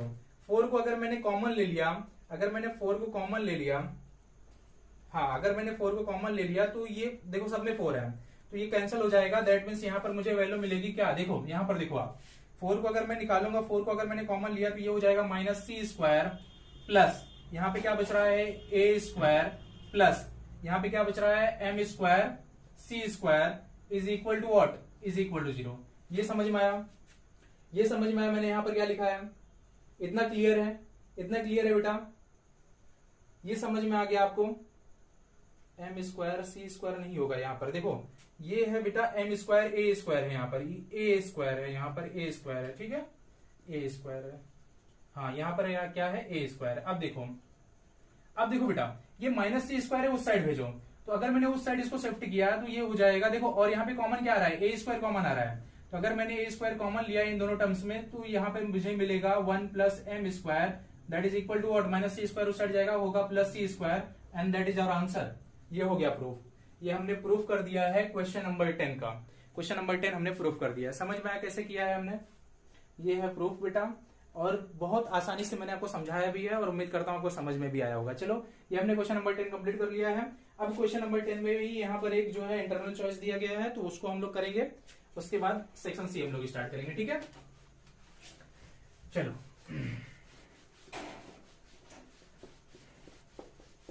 यहां पर दिया गया है the sum of a number and its positive square root. Question number 10 की ही बात हो रही है, इंटरनल चॉइस है यहां पर. The sum of a number, the sum of a number and its positive square root, positive square root, square root is 6/25। क्या find करना है? Find the numbers. मुझे यहाँ पर क्या करना है बेटे? नंबर फाइंड करने हैं। ध्यान देना कैसे करेंगे। पहले देखो क्वेश्चन क्या दिया गया है। The sum of a number and its positive square root. Let us assume, अगर मैंने यहां पर अज्यूम कर लिया, let the number be X, let the number be X. तो यहां पर क्या बोला है? Sum of a number and its positive square root, that means X plus positive square root यही होगा। किसी भी नंबर का पॉजिटिव स्क्वायर रूट यही होगा। और कितना दिया है यहाँ पर? 6/25 दिया है। x plus root x is equal to कितना दिया है बेटे? 6/25 यहाँ पर दिया गया है। तो मुझे वही नंबर फाइंड करना है, दैट मीन्स x की वैल्यू फाइंड करनी है। ठीक है, कैसे करेंगे? देखो, सबसे पहले क्रॉस मल्टीप्लीकेशन कर दो इसका, तो ये हो जाएगा 25x plus 25 root X equal to क्या? Equal to 6। So therefore here we can say that ये हो जाएगा बेटे 25x plus 25 root x minus 6 is equal to 0। अब हम लोग इसको फैक्टराइज करेंगे। फैक्टराइज करने के लिए मैंने तरीका आपको बता रखा है, क्या कैसे करते हैं फैक्टराइज। हम लोग क्या करते थे बेटा? फर्स्ट एंड लास्ट टर्म के प्रोडक्ट निकालते थे। तो अगर मैं प्रोडक्ट फाइंड करूंगा, ये हो जाएगा 25x इंटू 6 मतलब कितना? 150, है ना? 150 हो जाएगा। 150x आया। अब 150x के मुझे दो फैक्टर फाइंड करने हैं, जिसको सब्ट्रैक्ट करने के बाद कितना मिले? 25 मिले। समझ रहे हो? तो 150 के दो फैक्टर्स मुझे बताओ, जिसको सब्ट्रैक्ट करने के बाद कितना मिले बेटा? 25 मिले। रूट एक्स की टेंशन मत लो, एक्स को हम लोग root x and root x लिख सकते हैं। तो 150 के दो फैक्टर चलिए हम लोग फाइंड करते हैं। फैक्टर फाइंड करना भी मैंने आपको सिखाया था। पहले 1 इंटू 150 लिख दो, फिर इसको 2 से अगर मैंने डिवाइड किया तो यहाँ पे कितना आएगा? 75 आएगा, है ना? तो वही 2 से यहाँ पे मल्टीप्लाई करो। सिमिलरली अभी किससे डिवाइड होगा? अभी 3 से हो जाएगा। तो 3 से अगर मैंने इसको डिवाइड किया तो यहाँ पे आएगा 25 एंड यहाँ पे 3 से मल्टीप्लाई करूंगा तो ये हो जाएगा 6। सब्ट्रैक्ट करने के बाद मुझे कितना चाहिए? 25 चाहिए। नहीं आ रहा है। 5 से चलो, अभी 5 से अगर मैंने इसको डिवाइड किया तो ये 30 हो जाएगा और ये हो जाएगा 5। अब देखो बेटा, दो फैक्टर मुझे मिले, एक 30 मिला, एक 5 मिला। सब्ट्रैक्ट करने के बाद 25 आ रहा है। यस आ रहा है। एक्स है यहाँ पर, दैट मीन्स यहाँ पर एक रूट एक्स आ जाएगा और एक रूट एक्स यहाँ पर आ जाएगा। बड़े वाले की साइन कितनी है? प्लस की है, तो यहाँ पे आएगा प्लस। एंड सिंस मुझे सब्ट्रैक्ट करना है तो डिफरेंट साइन होनी चाहिए, तो इसकी साइन होगी माइनस। अब ये फैक्टर को यहाँ पर सब्स्टिट्यूट करेंगे तो ये हो जाएगा, देखो 25x plus 30 root x minus 5 root x minus 6 is equal to 0। अब कॉमन देखो क्या आ रहा है। तो अगर मैं पहले दो टर्म की बात करूंगा बेटे, तो यहाँ पर कॉमन क्या आएगा? यहाँ पर आएगा 5 रूट एक्स कॉमन। तो अगर मैंने 5 रूट एक्स कॉमन लिया तो ये हो जाएगा 5 5 जा 25, दैट मीन्स यहाँ पे बच रहा है 5 रूट एक्स प्लस 5 6 जा 30, यहाँ पर आया 6। यहाँ पर कॉमन क्या आएगा? यहाँ पर कॉमन आएगा -1। तो ब्रैकेट के अंदर बचेगा क्या? 5 root x plus 6 and that is equal to 0। So therefore here we can say that 5 root x plus 6 is equal to 0, or we can say that bete 5 root x minus 1 is equal to 0. So here we will get what? Root x is equal to क्या हो जाएगा? -6/5 और यहाँ पर value क्या मिल रही है? Root x is equal to क्या? 1/5, है ना? रूट एक्स की वैल्यू कितनी है? -6/5 एंड रूट एक्स की वैल्यू यहाँ पर है 1/5, बट वो पॉजिटिव स्क्वायर रूट था, तो ये वैल्यू डिस्कार्ड हो जाएगी बेटे। ये वैल्यू डिस्कार्ड कैसे होगी आप थोड़ा सा ध्यान देना, क्योंकि यहाँ पर रूट एक्स है। रूट एक्स की वैल्यू ये डिस्कार्ड हो जाएगी -6/5, क्योंकि वो पॉजिटिव स्क्वायर रूट था, तो वैल्यू क्या मिलेगी? पॉजिटिव मिलनी चाहिए। एंड रूट एक्स की वैल्यू यहाँ पर 1/5 आई है, दैट मीन्स ये हमारा फाइनल आंसर होगा। तो एक्स की वैल्यू क्या हो जाएगी? एक्स की वैल्यू हो जाएगी बेटे, so therefore x is equal to क्या? 1/5 the whole square, that means क्या? 1/25 and that is our final answer. ये हमारा करेक्ट आंसर हो जाएगा। ठीक है, ये हम लोग कर रहे थे कौन सा क्वेश्चन? ये हम लोग कर रहे थे क्वेश्चन नंबर 10 का जो इंटरनल चॉइस था वो। ये समझ में आया डिस्कार्ड क्यों हुआ? क्योंकि पॉजिटिव स्क्वायर रूट चाहिए था। ये पॉजिटिव नंबर नहीं है, नेगेटिव नंबर है, इसलिए डिस्कार्ड होगा। So our final answer is x is equal to 1/5 का होल स्क्वायर, दैट मीन्स 1/25। ये हमारा आंसर है। ठीक है, चलो ये हमने क्वेश्चन नंबर 10 कंप्लीट कर लिया है। इसी के साथ हमने सेक्शन बी भी कंप्लीट कर लिया है बेटा। उम्मीद करता हूं आपको जो भी मैंने अभी तक सिखाया समझ में आया होगा। अब हम लोग स्टार्ट करेंगे सेक्शन सी। तो चलिए स्टार्ट करते हैं और समझते हैं कि किस टाइप के क्वेश्चंस हैं सेक्शन सी में, और कैसे मैं उसको जल्दी से समझ करके सॉल्व भी कर सकता हूं। ठीक है, तो चलिए मैं स्टार्ट कर रहा हूं सेक्शन सी। एंड यहाँ पर बच्चे क्वेश्चन नंबर 11 दिया गया है। ये एप्लीकेशन ऑफ ट्रिग्नोमेट्री का क्वेश्चन है, that is question number 11। Section C की बात कर रहा हूं मैं बेटे। क्वेश्चन दिया गया है, the angle of elevation of an aeroplane from a point on the ground is 60 degree. Ground पे कोई पॉइंट से एंगल ऑफ एलिवेशन है एक एरोप्लेन का बेटा, वो कितना है, 60 डिग्री है। तो लेट अस अज्यूम ये क्या है, एरोप्लेन है। ठीक है, एंड ये एक पॉइंट है जहां से एंगल ऑफ एलिवेशन कितना मिला उसको, ग्राउंड से कितना मिला है बेटे, यहां पर दिया गया है 60 degree. And after a flight of 30 second the angle of elevation changes to 30 degree. इसी पॉइंट से अगर लेट अस अज्यूम कि 30 सेकेंड के बाद वो प्लेन यहां पे पहुंचा होगा, है ना, 30 सेकेंड के बाद वो प्लेन यहां पर पहुंचा होगा, तो अब एंगल ऑफ एलिवेशन कितना है, अब एंगल ऑफ एलिवेशन हो गया है बेटे यहां पर 30 degree.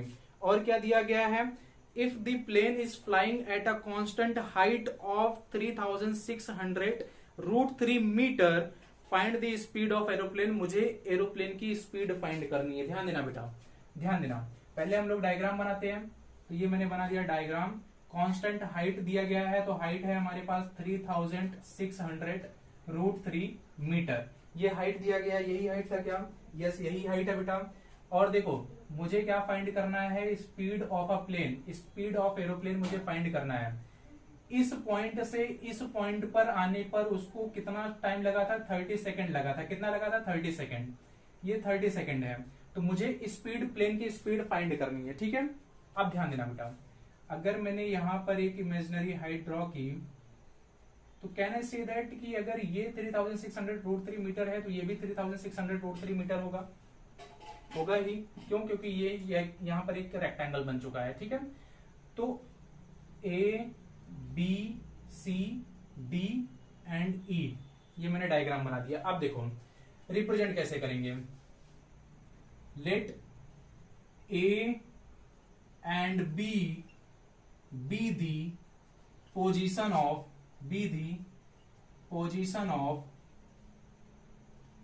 plane।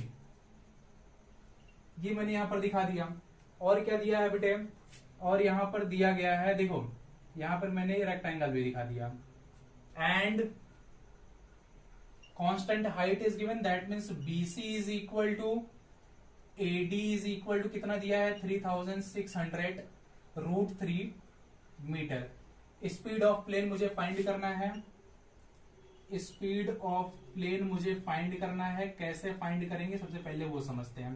Time is given, time is given, हमारे पास फॉर्मूला है क्या, speed is equal to distance upon time. Time है मेरे पास, मतलब अगर मैंने स्पीड, अगर मैंने यहाँ पर डिस्टेंस फाइंड कर लिया बेटा, तो डिस्टेंस अपॉन टाइम तो मैं कर दूंगा, तो मुझे स्पीड मिल जाएगा, है ना।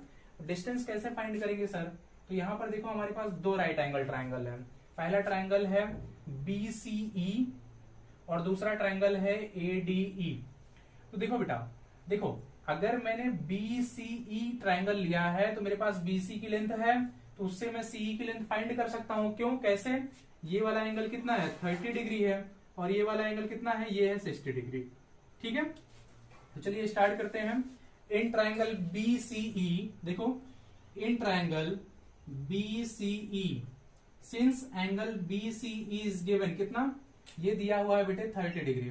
तो tan की प्रॉपर्टी अप्लाई करते हैं, तो अगर मैंने tan की प्रॉपर्टी यहां पर अप्लाई किया तो ये हो जाएगा tan 30 is equal to perpendicular, that means BC upon base, that means EC। तो यहां पर मुझे क्या मिलेगा, tan 30 होता है 1/√3 इज इक्वल टू BC है हमारे पास कितना, 3600√3 upon EC। Do cross multiplication. So by doing cross multiplication, here we will get EC is equal to 3600 into √3 कितना हो जाएगा, 3 हो जाएगा। तो EC मुझे कितना मिल रहा है, देखो मल्टीप्लाई करो, 3 0 0 0 0 3 6 18 3 3 9 प्लस 1 कितना हो जाएगा, 10, मतलब 10,800 मीटर मिल रहा है मुझे। क्या, EC की लेंथ मिल रही है मुझे, EC की लेंथ मिल गई। अब मैं फाइंड करूंगा ED की लेंथ। तो ED की लेंथ कैसे फाइंड करेंगे, उसके लिए मैं ट्राइंगल लूंगा, कौन सा, ADE। देखो in triangle ADE, since angle ADE is given that is 90 degree, तो यहाँ पर अगेन tan की प्रॉपर्टी अप्लाई करो, तो ये हो जाएगा tan 60 is equal to perpendicular, that means AD upon base ED। tan 60 होता है √3 इज इक्वल टू AD है हमारे पास कितना है 3600 √3 अपॉन क्या अपॉन ED। चलो करो क्रॉस मल्टीप्लीकेशन। तो क्रॉस मल्टीप्लीकेशन करेंगे तो ये हो जाएगा my dear ED is equal to 3600 √3 upon में क्या आएगा √3 आएगा तो √3 से √3 कैंसिल हुआ। दैट मीन्स ED मुझे कितना मिला है यहाँ पर ED मिला है मुझे 3600 मीटर। ये मुझे क्या मिल गया ED मिल गया। और EC मैंने पहले से निकाला है। मुझे क्या फाइंड करना है डिस्टेंस फाइंड करना है। क्यों? क्योंकि इस पॉइंट से इस पॉइंट पे जाने पर 30 सेकंड समय लगा तो AB की लेंथ कितनी होगी AB का डिस्टेंस मुझे अगर पता चल जाएगा तो मैं स्पीड फाइंड कर सकता हूं। तो AB के बराबर DC होगा तो ये वाला डिस्टेंस हम लोग निकाल लेते हैं। सो देयरफॉर DC मुझे मिलेगा, ध्यान देना बेटे, सो देयरफॉर DC हो जाएगा क्या EC माइनस ED और EC कितना है 10,800 तो ये हो जाएगा 10,800 माइनस क्या माइनस ED कितना है बेटे 3,600 तो ये हो जाएगा DC इक्वल टू सब्ट्रैक्ट करो 0 से 0 8 माइनस 6 हो जाएगा 2 एंड यहाँ पर क्या है 10 माइनस 3 कितना हो जाएगा बेटे 7 कितना मिल रहा है 7,200 मीटर। ये मुझे DC मिल गया। क्या फाइंड करना है स्पीड फाइंड करना है। टाइम है मेरे पास so therefore speed is equal to distance upon time that means D upon T। D कितना है 7,200 अपॉन T कितना है 30 तो ये 0 से 0 यहाँ पे कैंसिल हुआ 3 2 जा 6 3 4 जा 12 मतलब कितना आ रहा है बेटे 240 आ रहा है। तो कितना होगा speed 240 metre per second and that is our final answer. Clear है। स्पीड ऑफ एरोप्लेन कितनी होगी बेटे 240 मीटर पर सेकेंड होगी क्योंकि कांस्टेंट स्पीड था तभी पॉइंट A से पॉइंट B पर जाने पर एरोप्लेन को 30 सेकंड लगेंगे। कब? जब उसकी स्पीड कितनी होगी 240 मीटर पर सेकंड होगी। क्लियर है। ये समझ में आया बेटा। ये हमने कंप्लीट कर लिया है क्वेश्चन नंबर 11। अब मैं स्टार्ट करूंगा क्वेश्चन नंबर 12। ठीक है, क्वेश्चन नंबर 11 को मैं इरेज कर रहा हूं उसके बाद हम लोग स्टार्ट करेंगे क्वेश्चन नंबर 12। चलो देखते हैं क्वेश्चन नंबर 12 में क्या दिया गया है। क्वेश्चन नंबर 12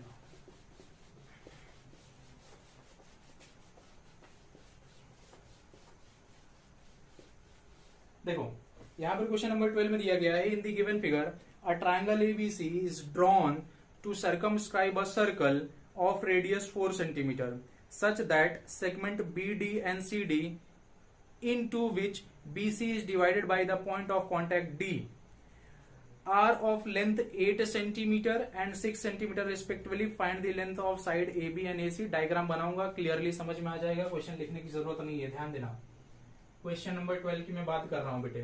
क्वेश्चन नंबर 12 में यहां पर देखो ये एक सर्कल है, एक ट्रायंगल सर्कमस्क्राइब है। यहाँ पर मैंने एक ट्रायंगल बनाया, ये मैंने बनाया एक ट्रायंगल। ठीक है, अब ध्यान देना, ये मैंने ट्रायंगल बना दिया और क्या दिया है यहाँ पर A B, ये है बेटा D एंड ये है C और ये है लेंथ 8 सेंटीमीटर एंड ये लेंथ है 6 सेंटीमीटर। ये है सेंटर एंड रेडियस दिया हुआ है कितना 4 सेंटीमीटर। क्या फाइंड करना है यहाँ पर find the length of AB and AC। मुझे AB एंड AC की लेंथ फाइंड करनी है बस और कुछ नहीं है इसमें, ध्यान देना। In a circle with centre O, अच्छा यहाँ पर दिया हुआ है यहाँ पर पॉइंट F दिया हुआ है बेटे और यहाँ पर पॉइंट E दिया हुआ है, ध्यान देना। अब देखो बेटा in a circle with centre O, इसको मैं O अज्यूम कर रहा हूँ। In a circle with centre O क्या क्या दिया गया है उसको लिख देता हूँ, उसके बाद स्टार्ट करेंगे। In a circle with centre O, सबसे पहली बात रेडियस दिया हुआ है, कितना दिया है 4 सेंटीमीटर और क्या दिया है BD दिया हुआ है, कितना BD दिया हुआ है बेटे 8 सेंटीमीटर और क्या दिया है हमारे पास CD दिया हुआ है, कितना दिया है बेटे 6 सेंटीमीटर दिया हुआ है। ये दिया है, क्या फाइंड करना है AB एंड AC फाइंड करना है। क्या फाइंड करना है AB फाइंड करना है एंड ऑल्सो AC फाइंड करना है। तो सबसे पहली बात tangent drawn from external point are always equal, है ना। एक्सटर्नल पॉइंट से अगर मैं टेंजेंट ड्रॉ करता हूं सर्कल पर तो हमेशा क्या होते हैं इक्वल होते हैं। दैट मीन्स अगर ये 8 सेंटीमीटर है तो ये भी 8 सेंटीमीटर होगा, ये 6 है तो ये भी 6 सेंटीमीटर होगा। यहाँ की लेंथ में नहीं दिया गया है तो इसको मैं x अज्यूम कर रहा हूँ। ठीक है, कैसे यहाँ पर लिखेंगे देखो, तो यहाँ पर मैं दिखा देता हूँ बेटे, since tangent drawn from external point are equal. So therefore क्या हो जाएगा, सो देयरफॉर हो जाएगा बेटे B D is equal to क्या, B F, and that is equal to 8 centimetre. And यहां पर हो जाएगा C D is equal to क्या, E C, that is equal to क्या हो जाएगा बेटे 6 centimetre. And A F is equal to क्या, A F is equal to A E, that is equal to क्या होगा, x सेंटीमीटर। ये मैंने यहां पर दिखा दिया। मुझे A B and A C find करना है, तो आप थोड़ा सा ध्यान देना इस क्वेश्चन को कैसे करना है बेटे। देखो सबसे पहली बात, क्या मैं एरिया ऑफ ट्राइंगल फाइंड कर सकता हूं? एरिया ऑफ ट्राइंगल फाइंड कर सकते हैं, यस हम लोग कर सकते हैं, बट कैसे, बाय यूजिंग हेरोन्स फॉर्मूला। तो देखो area of triangle A B C is equal to, देखो क्या मैं बोल सकता हूं, देखो कैन यू से दैट ये बेटा ये जो ओडी है क्या है, रेडियस है। तो क्या मैं बोल सकता हूं OD is perpendicular to BC. Similarly क्या मैं बोल सकता हूं O F is perpendicular to A B, and क्या मैं बोल सकता हूं O is perpendicular to A सी।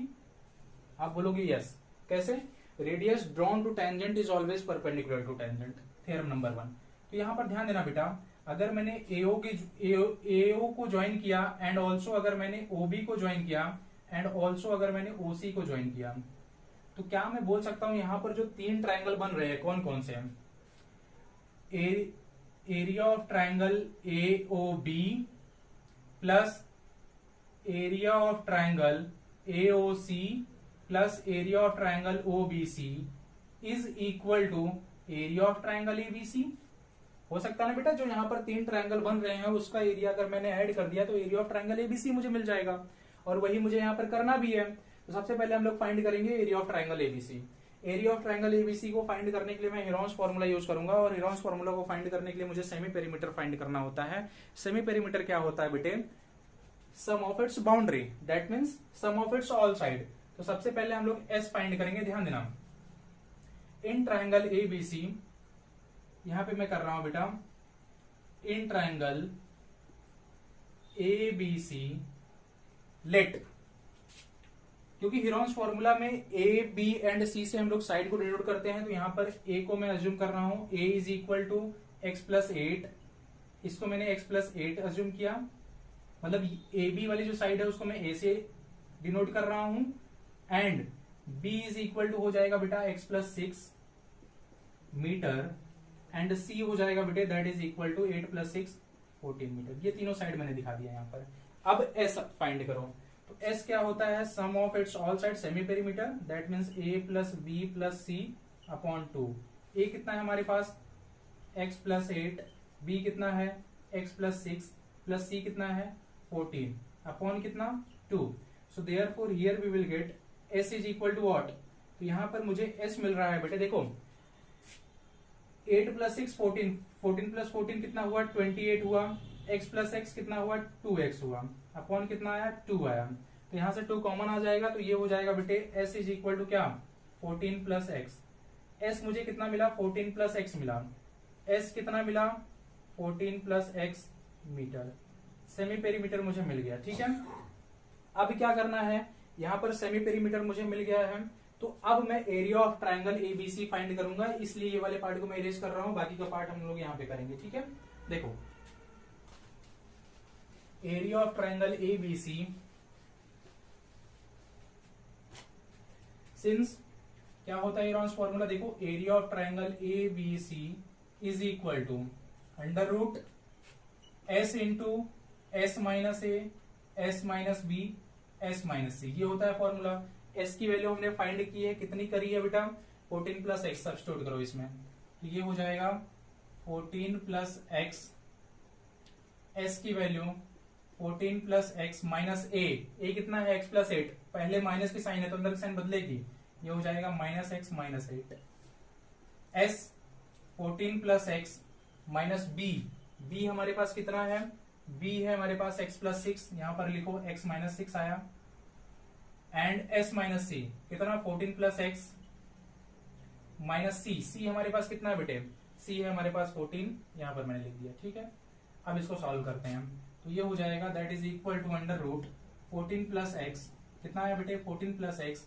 अब देखो क्या कैंसिल हो रहा है, यहाँ पे एक्स कैंसिल हो रहा है, 14 माइनस 8 कितना आएगा 6 आएगा यहाँ पर। और यहाँ पर देखो एक्स कैंसिल हो रहा है, 14 माइनस 6 कितना आ रहा है 8 आ रहा है। और यहाँ पे क्या आएगा बेटा, देखो 14 से 14 कैंसिल हुआ, क्या आ रहा है एक्स आ रहा है। तो यहाँ पर मुझे वैल्यू कितनी मिल रही है, एरिया ऑफ ट्राइंगल एबीसी मिल रही है बेटा मुझे 8 प्लस 6 कितना हो जाएगा 48। दैट मीन्स मुझे यहाँ पे मिल रहा है 48x इंटू क्या 14 प्लस एक्स मीटर स्क्वायर, क्योंकि एरिया हम लोग फाइंड कर रहे हैं तो वो हम लोग स्क्वायर में लिखते हैं। ये मैंने फाइंड कर लिया एरिया ऑफ ट्राइंगल एबीसी। यहां तक क्लियर है बेटा। अब क्या मैं यहाँ पे बोल सकता हूँ, ध्यान देना, ये वाले पार्ट को मैं थोड़ा सा इरेज कर रहा हूँ, उसके बाद हम लोग यहाँ पे सॉल्व करेंगे। देखो ये वाले पार्ट को मैं इरेज कर देता हूँ पहले। देखो अब क्या मैं बोल सकता हूँ, area of triangle, since can I say that area of triangle ABC is equal to area of triangle OBC plus area of triangle AOB plus area of triangle AOC. Yes हम लोग कह सकते हैं बेटा, क्योंकि तीनों छोटे वाले ट्राइंगल को जब मैं जोड़ूंगा तो एक बड़ा वाला ट्राइंगल बनेगा और वो ट्राइंगल है एबीसी। अब देखो इसका एरिया हमने ऑलरेडी फाइंड किया है, कितना किया है 48x इंटू 14 प्लस एक्स बराबर एरिया ऑफ ट्राइंगल ओबीसी। ध्यान देना, एरिया ऑफ ट्राइंगल ओबीसी अगर मैं फाइंड कर रहा हूं तो फॉर्मूला क्या होता है, half into base into height. Base क्या है बीसी, तो हाइट क्या होगा ओडी हो जाएगा। दैट मीन्स ये हो जाएगा half into base 8 plus 6 14। Height कितना है बेटे 4 है, हाइट कितना है 4 है, रेडियस 4 है, plus area of triangle AOB, AOB तो बेस क्या x plus 8, half into x plus 8। Height क्या हो जाएगा, ये हाइट है, ये हाइट है, कितना है 4 है, रेडियस है ना, plus half into base AOC की बात हो रही है, बेस क्या एसी कितना है x plus 6, x plus 6, height कितना 4। ठीक है अब ध्यान दो, देखो 2 2 जा 4, 2 2 जा 4, 2 2 जा 4, मतलब ये हो जाएगा under root 48x into 14 plus x is equal to, देखो 14 इंटू 2 28, कितना आया बेटा 28, प्लस यहां पर देखो, यहां पर हो जाएगा, अगर मैंने ब्रैकेट ओपन किया तो ये हो जाएगा 2x प्लस 16 प्लस यहां पर ओपन करो ब्रैकेट 2x प्लस 12, ये आया। दैट मीन्स ये हो जाएगा under root 48x into 14 plus into 14 plus x is equal to, देखो अब इसको सॉल्व कर लेते हैं बेटा, 2x प्लस 2x, पहली बात तो ये हो जाएगा 4x प्लस, अब यहां पर देखो 8 6 14, 14 और 2 कितना हुआ 16 हुआ, कितना आया कैरी 1 आया, तो ये हुआ 3, 3 प्लस 1 4, 4 प्लस 1 कितना हुआ 5 हुआ। दैट मीन्स यहाँ पे वैल्यू कितनी मिल रही है मुझे 4x प्लस 56 मिल रही है। ठीक है ये मैंने कर लिया। अब इसको हम लोग सॉल्व करेंगे, तो ये ऊपर वाला पार्ट में इरेज कर रहा हूं, फिर करेंगे उसके बाद। ठीक है ध्यान देना अभी, तो ये हो जाएगा बेटे, ध्यान देना ये हो जाएगा। अब देखो यहां पर क्या है स्क्वायर रूट है, तो उस साइड जाएगा स्क्वायर होगा, दैट मीन्स ये हो जाएगा 48x into 14 plus x, 14 plus x is equal to 4x plus 56। सबसे पहली बात तो इसको हम लोग पहले सिंप्लीफाई कर देते हैं। सिंप्लीफाई क्या करेंगे, पहले स्क्वायर करो, यहां पर है स्क्वायर, क्योंकि यहां पर स्क्वायर रूट था, उस साइड गया स्क्वायर हुआ, तो ये होगा बेटे, देखो ये हो जाएगा 48x इंटू 14। चलो पहले मल्टीप्लाई कर रहा हूं मैं, अब मैं इसको मल्टीप्लाई कर रहा हूं, तो ये हो जाएगा बेटा 48 इंटू 14, देखो 832 के 2 3 हासिल आया बेटा, 4 चौक 16, 17 18 19, और यहां पर कितना हुआ 48 हुआ, तो ये हुआ 2 9 8 17, 1 4 1 5 और 1 6, कितना हुआ 672 हुआ। तो यहां पर कितना आ रहा है 672x plus 48x square is equal to a plus B the whole square, formula लगाओ, तो 4 का स्क्वायर हो जाएगा 16x स्क्वायर प्लस b का स्क्वायर, दैट मीन्स 56 इंटू 56 करो, तो ये हो जाएगा बेटा 6 4 36 के 6 3 हासिल, 6 5 30 और 3 हुआ 33, और यहाँ पर आया 5 6 30, 3 हासिल 50 25 और 3 कितना हुआ 28, तो ये हुआ 6 3 8 3 11, और यहाँ पर आया 3, मतलब कितना आया 3136, कितना आया 3136 प्लस 2ab, 2ab मतलब 8, 8 इंटू 56 करना पड़ेगा। तो ये हो जाएगा 56 इंटू 8, 8 से 48 के 8, 4 हासिल, 8 पंच 40 और 4 कितना हुआ बेटे 44 हुआ। कितना आया 448 आया। कितना आया 448x। ये मैंने कंप्लीट कर लिया। ठीक है, तो अब यहाँ पर एक क्वाड्रेटिक बनेगा। तो क्वाड्रेटिक को अभी हमको सॉल्व करना होगा। तो ये वाले पार्ट को मैं थोड़ा सा इरेज कर रहा हूँ। तो ये देखो क्या होगा, ये हो जाएगा देखो 48x स्क्वायर। सबको एक साइड में पहले अरेंज कर लो। तो अगर मैंने सब्ट्रैक्ट किया ये हो जाएगा 32x स्क्वायर। 32x स्क्वायर हो जाएगा बेटे। एंड यहाँ पे वैल्यू क्या है plus 672x minus 448x। And साथ में क्या है 448x और ये भी इधर आएगा। तो ये हो जाएगा माइनस 3136 इज इक्वल टू 0। ठीक है, क्लियर है यहाँ तक? यहाँ तक क्लियर है? ठीक है, अब चलो आगे बढ़ते हैं और इसको सॉल्व करते हैं। तो ये हो जाएगा माय डियर बच्चे, ये हो जाएगा 32x स्क्वायर प्लस, सब्ट्रैक्ट करो इसको। तो ये 12 माइनस 8 हो जाएगा 4, 6 माइनस 4 यहाँ पर हुआ बेटे 2। एंड यहाँ पर क्या बचा, यहाँ पर बचा है 6 माइनस 4, यहाँ पर भी आया 2। दैट मीन्स ये हुआ 224x minus 3136 is equal to 0। ये मैंने कंप्लीट कर लिया। ठीक है, अब यहाँ पर देखो कॉमन क्या आएगा। सबसे पहली बात, क्या यहाँ पे 32 कॉमन आ सकता है? अगर 32 कॉमन आ रहा है तो फटाफट उसको निकालो, वहां से 32 को हटाओ और उसको सिंप्लीफाई कर दो। तो यहाँ पे है क्या, यहाँ पर है 32x square plus 224x plus 3136। तो इसमें से बच्चे अगर मैंने 16 कॉमन लिया तो ये हो जाएगा देखो 16 2 जा 32। दैट मीन्स यहाँ पर आया 2x स्क्वायर प्लस, अब 16 से इसको डिवाइड कर देते हैं तो ये हो जाएगा 16 1 जा 16। एंड कितना आया 6 आया, तो 6 हुआ 64, 16 4 जा 64 होता है। यहाँ पर आया 14x माइनस, अब इसको डिवाइड करते हैं तो 16 1 जा 16 हुआ, 15 कैरी गया। दैट मीन्स ये हुआ 153। 16 9 जा 144 होता है, कैरी कितना आया था 9 आया था, तो ये हुआ 96। 16 पर से 80, 16 छक्का 96, यहाँ पर आया 196। That is equal to 0। So therefore here we will get 2x square plus 14x minus 196 is equal to 0। अब यहाँ से 2 कॉमन लो। तो अगर मैंने 2 कॉमन लिया तो ये होगा x square plus 7x minus, ये हो जाएगा बेटे 2 9 जा 18, 2 8 जा 16 is equal to 0। That means यहाँ पे वैल्यू मिल रही है x square plus 7x minus 98 is equal to 0। अब मुझे 98 के 2 फैक्टर चाहिए, जिसको सब्ट्रैक्ट करने के बाद 7 आए, है ना। तो यहाँ पर मैं 98 के 2 फैक्टर फाइंड करता हूँ। 98 के 2 फैक्टर सब्ट्रैक्ट करने के बाद 7 चाहिए। आप मुझे बताओ क्या हो सकते हैं। तो फैक्टर फाइंड करने का भी तरीका मैंने आपको बताया था, वही तरीका यहाँ पे अप्लाई करते हैं। 2 से अगर मैंने इसको डिवाइड किया तो ये हो जाएगा 2 4 जा 8, 2 9 जा कितना हो जाएगा बेटा 2 9 जा हो जाएगा 18, यहाँ पर आया 2। एंड उसके बाद 7 से डिवाइड करूंगा तो ये हो जाएगा 14 एंड यहाँ पर आया 7। एंड सब्ट्रैक्ट करने के बाद 7 आ रहा है। तो यहाँ पर फैक्टर मिल रहे हैं 14 एंड 7। तो ये हो जाएगा x square plus 14x minus 7x minus 98 is equal to 0। So therefore by taking x common ये हो जाएगा x in a bracket x plus 14 and if we take minus 7 common again ये हो जाएगा x plus 14 in a bracket that is equal to 0। So here we will get x plus 14 is equal to 0 और x minus 7 is equal to 0। So therefore x is equal to minus 14 और x is equal to कितना आया बेटा 7 आया। अब x की value negative नहीं होगी, क्यों? क्योंकि x क्या है लेंथ है, लेंथ कभी भी नेगेटिव नहीं होती। So our correct answer is x is equal to 7। मुझे फाइंड क्या करना था, मुझे AB एंड AC की लेंथ फाइंड करनी थी। AB कितना था, AB था x प्लस 8, तो x कितना है 7, 7 प्लस 8 हो जाएगा 15 मीटर। एंड AC कितना है बेटा x plus 6, that means 7 plus 6 हो जाएगा 13 metre. And that is our final answer. ये हमने कंप्लीट कर लिया है। क्वेश्चन नंबर कौन सा था भाई? ये था क्वेश्चन नंबर 12। ठीक है, उम्मीद करता हूँ बेटे आपको समझ में आया होगा जो भी मैंने यहाँ पे आपको सिखाया है। चलिए अब इसमें ही एक इंटरनल चॉइस दिया गया है, वो एक थ्योरम है, उसको हम लोग प्रूव करेंगे।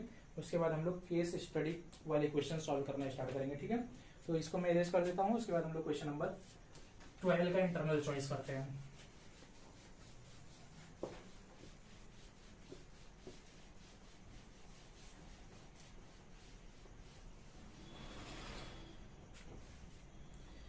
क्वेश्चन नंबर 12 का इंटरनल चॉइस है। यहाँ पर ध्यान देना क्या दिया गया है। यहाँ पर दिया गया बेटे prove that the tangent drawn, prove that, यहाँ पर क्वेश्चन में लिख रहा हूं prove that the tangent drawn at the mid point of tangent drawn at the mid point of an arc an arc of a circle is parallel to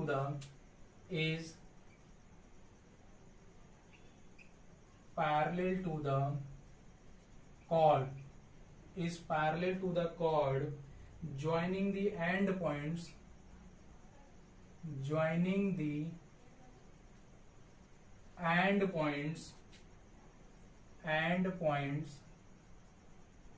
of the arc. ध्यान देना क्या दिया है यहाँ पर दिया है बेटे, प्रूव करो tangent drawn at the mid point of an arc. Late us assume एक सर्कल है, ये क्या है, एक सर्कल है, ठीक है, विथ सेंटर O. अब यहाँ पर ध्यान देना, और यहाँ पर मैं क्या अज्यूम कर रहा हूँ, यहाँ पर मैं अज्यूम कर रहा हूँ एक माइनर आर्क है. लेट अस अज्यूम एक माइनर आर्क है ABC, एंड ये जो C है ये मिड पॉइंट है आर्क AB का, ठीक है. यहां पर दिया है prove that the tangent drawn at the mid point of an arc. तो ये C पहले से मैंने बताया कि C मिड पॉइंट है आर्क AB का. तो C से अगर मैंने एक टेंजेंट ड्रॉ किया, ये टेंजेंट मैंने ड्रॉ किया C से, of a circle is parallel to the chord joining the end point of an arc. जो आर्क AB है इसका एंड पॉइंट क्या है, AB है. तो AB को अगर मैंने ज्वाइन किया तो ये कॉर्ड हुआ. तो ये जो कॉर्ड है वो इस टेंजेंट के पैरेलल होगा, यही मुझे यहाँ पे प्रूफ करना है. समझ में आया? मुझे क्या प्रूफ करना है, chord AB is parallel to this tangent. इस टेंजेंट का भी कुछ नाम हम लोग रख देते हैं. ये पॉइंट C है, तो ये है D एंड ये है E. दैट मीन्स मुझे यहाँ पे प्रूफ करना है chord AB is parallel to tangent D. ठीक है, चलो स्टार्ट करते हैं. In a circle with tangent O, in a circle with tangent O, in a circle with center O, in a circle with center O. ध्यान देना बेटा, क्या दिया है, since C is the midpoint of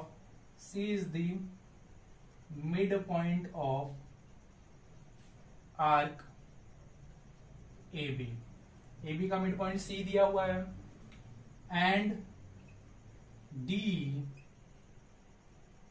be the tangent passes through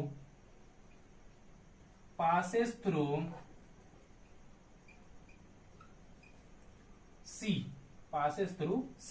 and मुझे यहाँ पे proof क्या करना है बेटे, यहाँ पर मुझे प्रूफ करना है क्या, कॉर्ड. क्या प्रूफ करना है, यहाँ पे मुझे प्रूफ करना है chord AB parallel to tangent D. ध्यान देना कैसे करेंगे, ध्यान देना बेटा. तो उसको प्रूफ करने से पहले यहां पर मैं एक कंस्ट्रक्शन करूंगा, और कंस्ट्रक्शन क्या है, कंस्ट्रक्शन है बेटा, join AC BC and OC. मैं क्या कर रहा हूं, AC को ज्वाइन कर रहा हूं, BC को ज्वाइन कर रहा हूं, एंड ऑल्सो मैं ज्वाइन कर रहा हूं किसको, OC को. ध्यान देना अभी. अब इससे हुआ क्या, इससे क्या हुआ, इससे ये हुआ कि देखो प्रूफ में स्टार्ट कर रहा हूं. Since C is the midpoint of what, arc AB. Arc AB का मिड पॉइंट क्या है, C है. That means what, so therefore here we can say that arc AC is equal to what, arc BC. And मुझे क्या पता है बेटा कि chord subtended by equal arc are equal. मतलब अगर ये आर्क इसके इक्वल है तो जो कॉर्ड इसको सबटेंड कर रहा है वो भी इक्वल होगा. क्लास 9 में हमने थ्योरम पढ़ा है ऐसा. So therefore here we can say that chord, chord AC is equal to क्या, कॉर्ड BC, है ना. Chord subtended by equal arc यहां पर आप लिख सकते हो अगर आप चाहो तो. AC इक्वल टू BC हुआ, इससे क्या रिजल्ट निकल रहा है, इससे ये रिजल्ट निकल रहा है कि जो ट्रायंगल ACB है is an isosceles triangle. Isosceles triangle. अब ये अगर ये आइसोसेलेस ट्रायंगल हुआ बेटे, तो एक बात आप ध्यान देना कि आइसोसेलेस ट्रायंगल में अगर मैंने साइड, अगर सपोज अगर ये एक आइसोसेलेस ट्रायंगल है, ठीक है, ये क्या है, आइसोसेलेस ट्रायंगल है, तो अगर इसके साइड बीसी से मुझे परपेंडिकुलर बाइसेक्टर ड्रॉ करना है, तो ये कहां से पास होगा, ए से ही पास होगा ना। अगर ये वर्टिसेस ए से परपेंडिकुलर बाइसेक्टर पास होगा तभी तो ये बीसी को बाइसेक्ट करेगा, ऐसा हमने आइसोसेलेस ट्रायंगल की प्रॉपर्टी में पढ़ा है। तो मैं यहां पर क्या लिखूंगा, since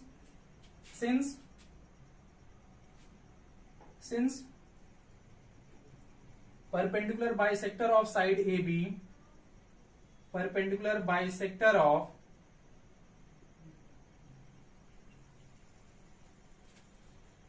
AB of triangle ABC passes through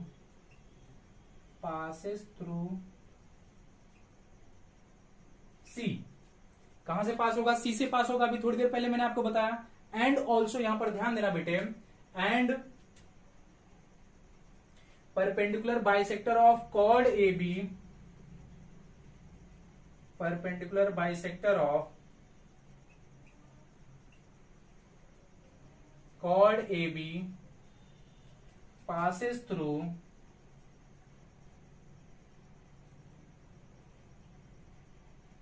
ओ, क्योंकि मुझे पता है कॉर्ड ए बी का परपेंडिकुलर बाइसेक्टर सेंटर से ही पास होता है, क्लास 9 में थ्योरम हमने पढ़ रखा है बेटे। So therefore here we can say that, तो इससे क्या रिजल्ट निकल के आ रहा है, ये नीचे वाला पार्ट मैं इरेज कर रहा हूं, ऊपर मैं करूंगा, ये वाले पार्ट यहां से मैं कर रहा हूं, ठीक है बेटा, तो ये हो जाएगा। So therefore perpendicular bisector of A B, perpendicular bisector of A B passes through क्या, passes through O as well as C, क्योंकि AB का परपेंडिकुलर बाइसेक्टर कहां से पास हो रहा है, O एंड C से पास हो रहा है। So therefore here we can say that what, here we can say that OC is perpendicular to AB, that is equation number 1। ये मैंने यहां पर दिखा दिया। और क्या यहां पर दिखा सकता हूं मैं, और यहां पर मैं दिखाऊंगा, since radius drawn to tangent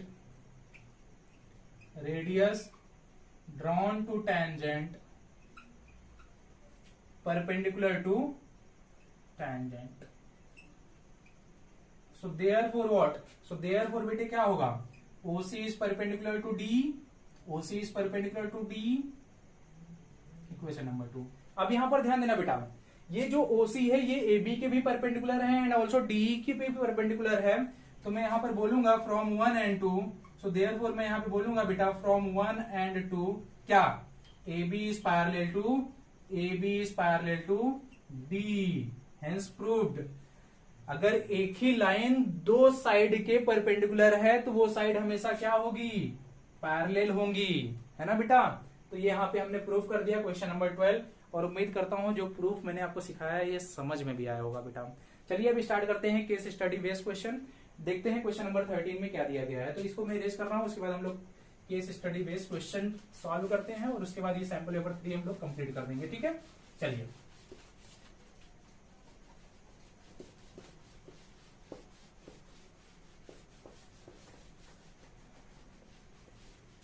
देखो यहां पर दिया गया है माय डियर, केस स्टडी 1,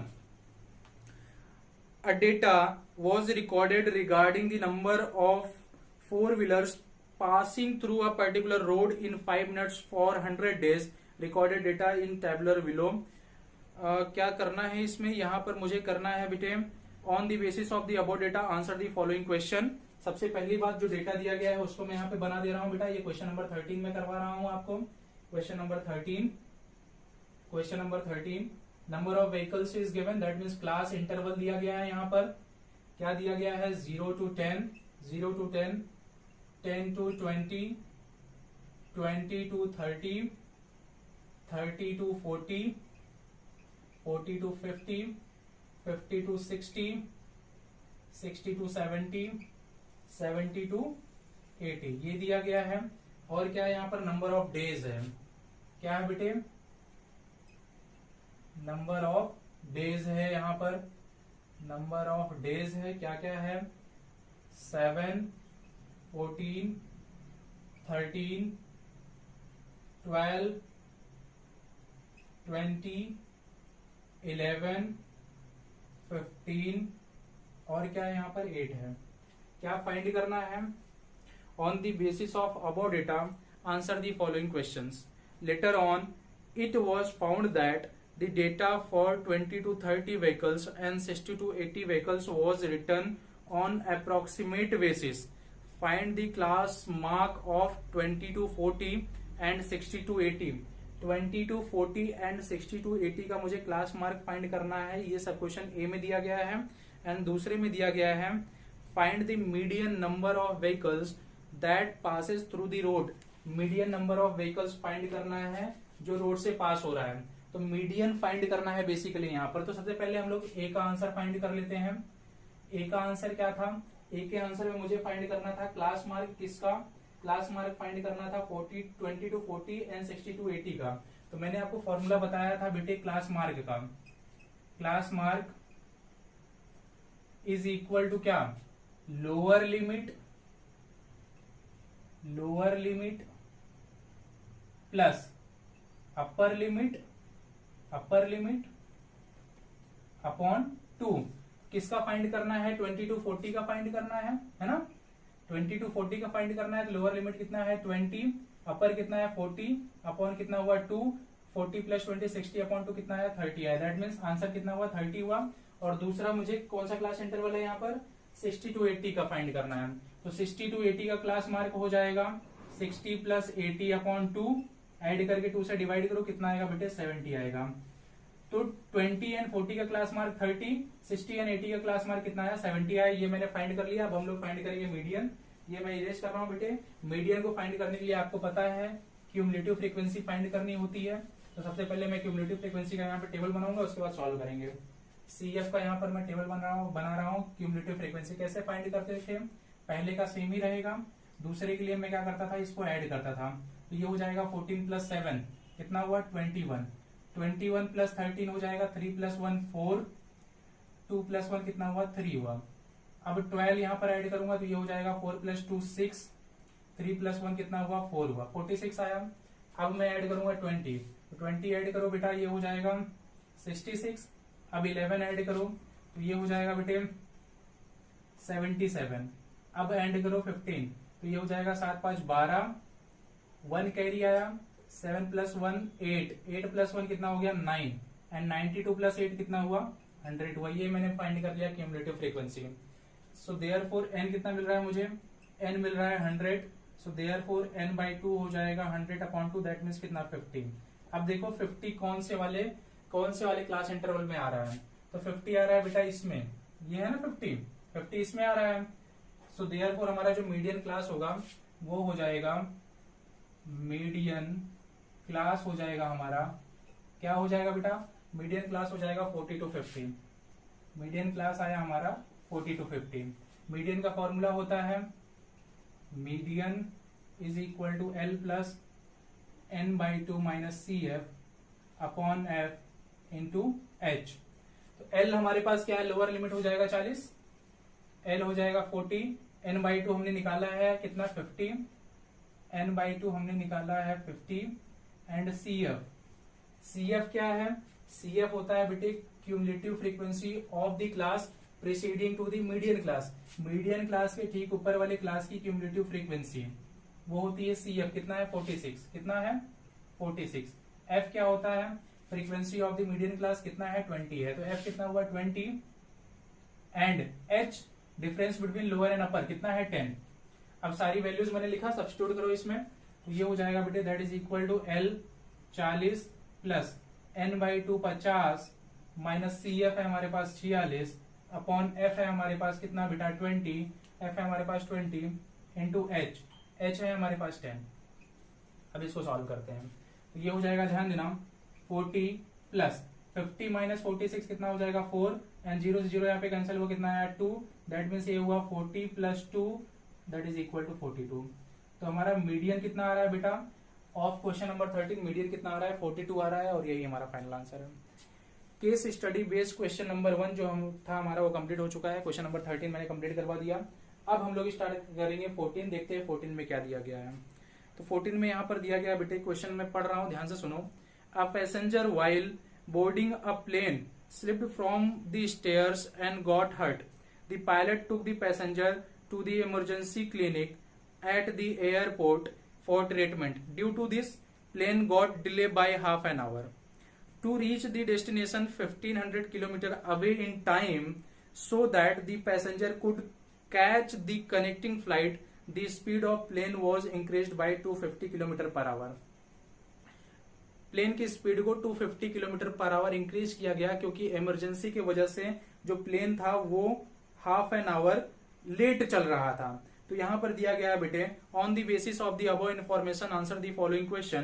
पहला, it X represent the usual speed of the plane, then find the quadratic equation in X form in this case and also find the increase speed of the plane. Increase speed of the plane मुझे यहाँ पर क्या करना है, find करना है। तो चलिए स्टार्ट करते हैं। सबसे पहले क्वेश्चन को हम लोग एक बार अच्छे से समझ लेते हैं, उसके बाद मैं क्वेश्चन नंबर 14 को आपको करवाता हूं।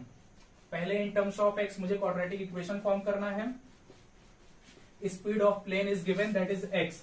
स्पीड ऑफ प्लेन यहां पर दिया गया है, ठीक है, स्पीड ऑफ प्लेन दिया गया है। Question number 14, since speed of plane is given, speed of plane is given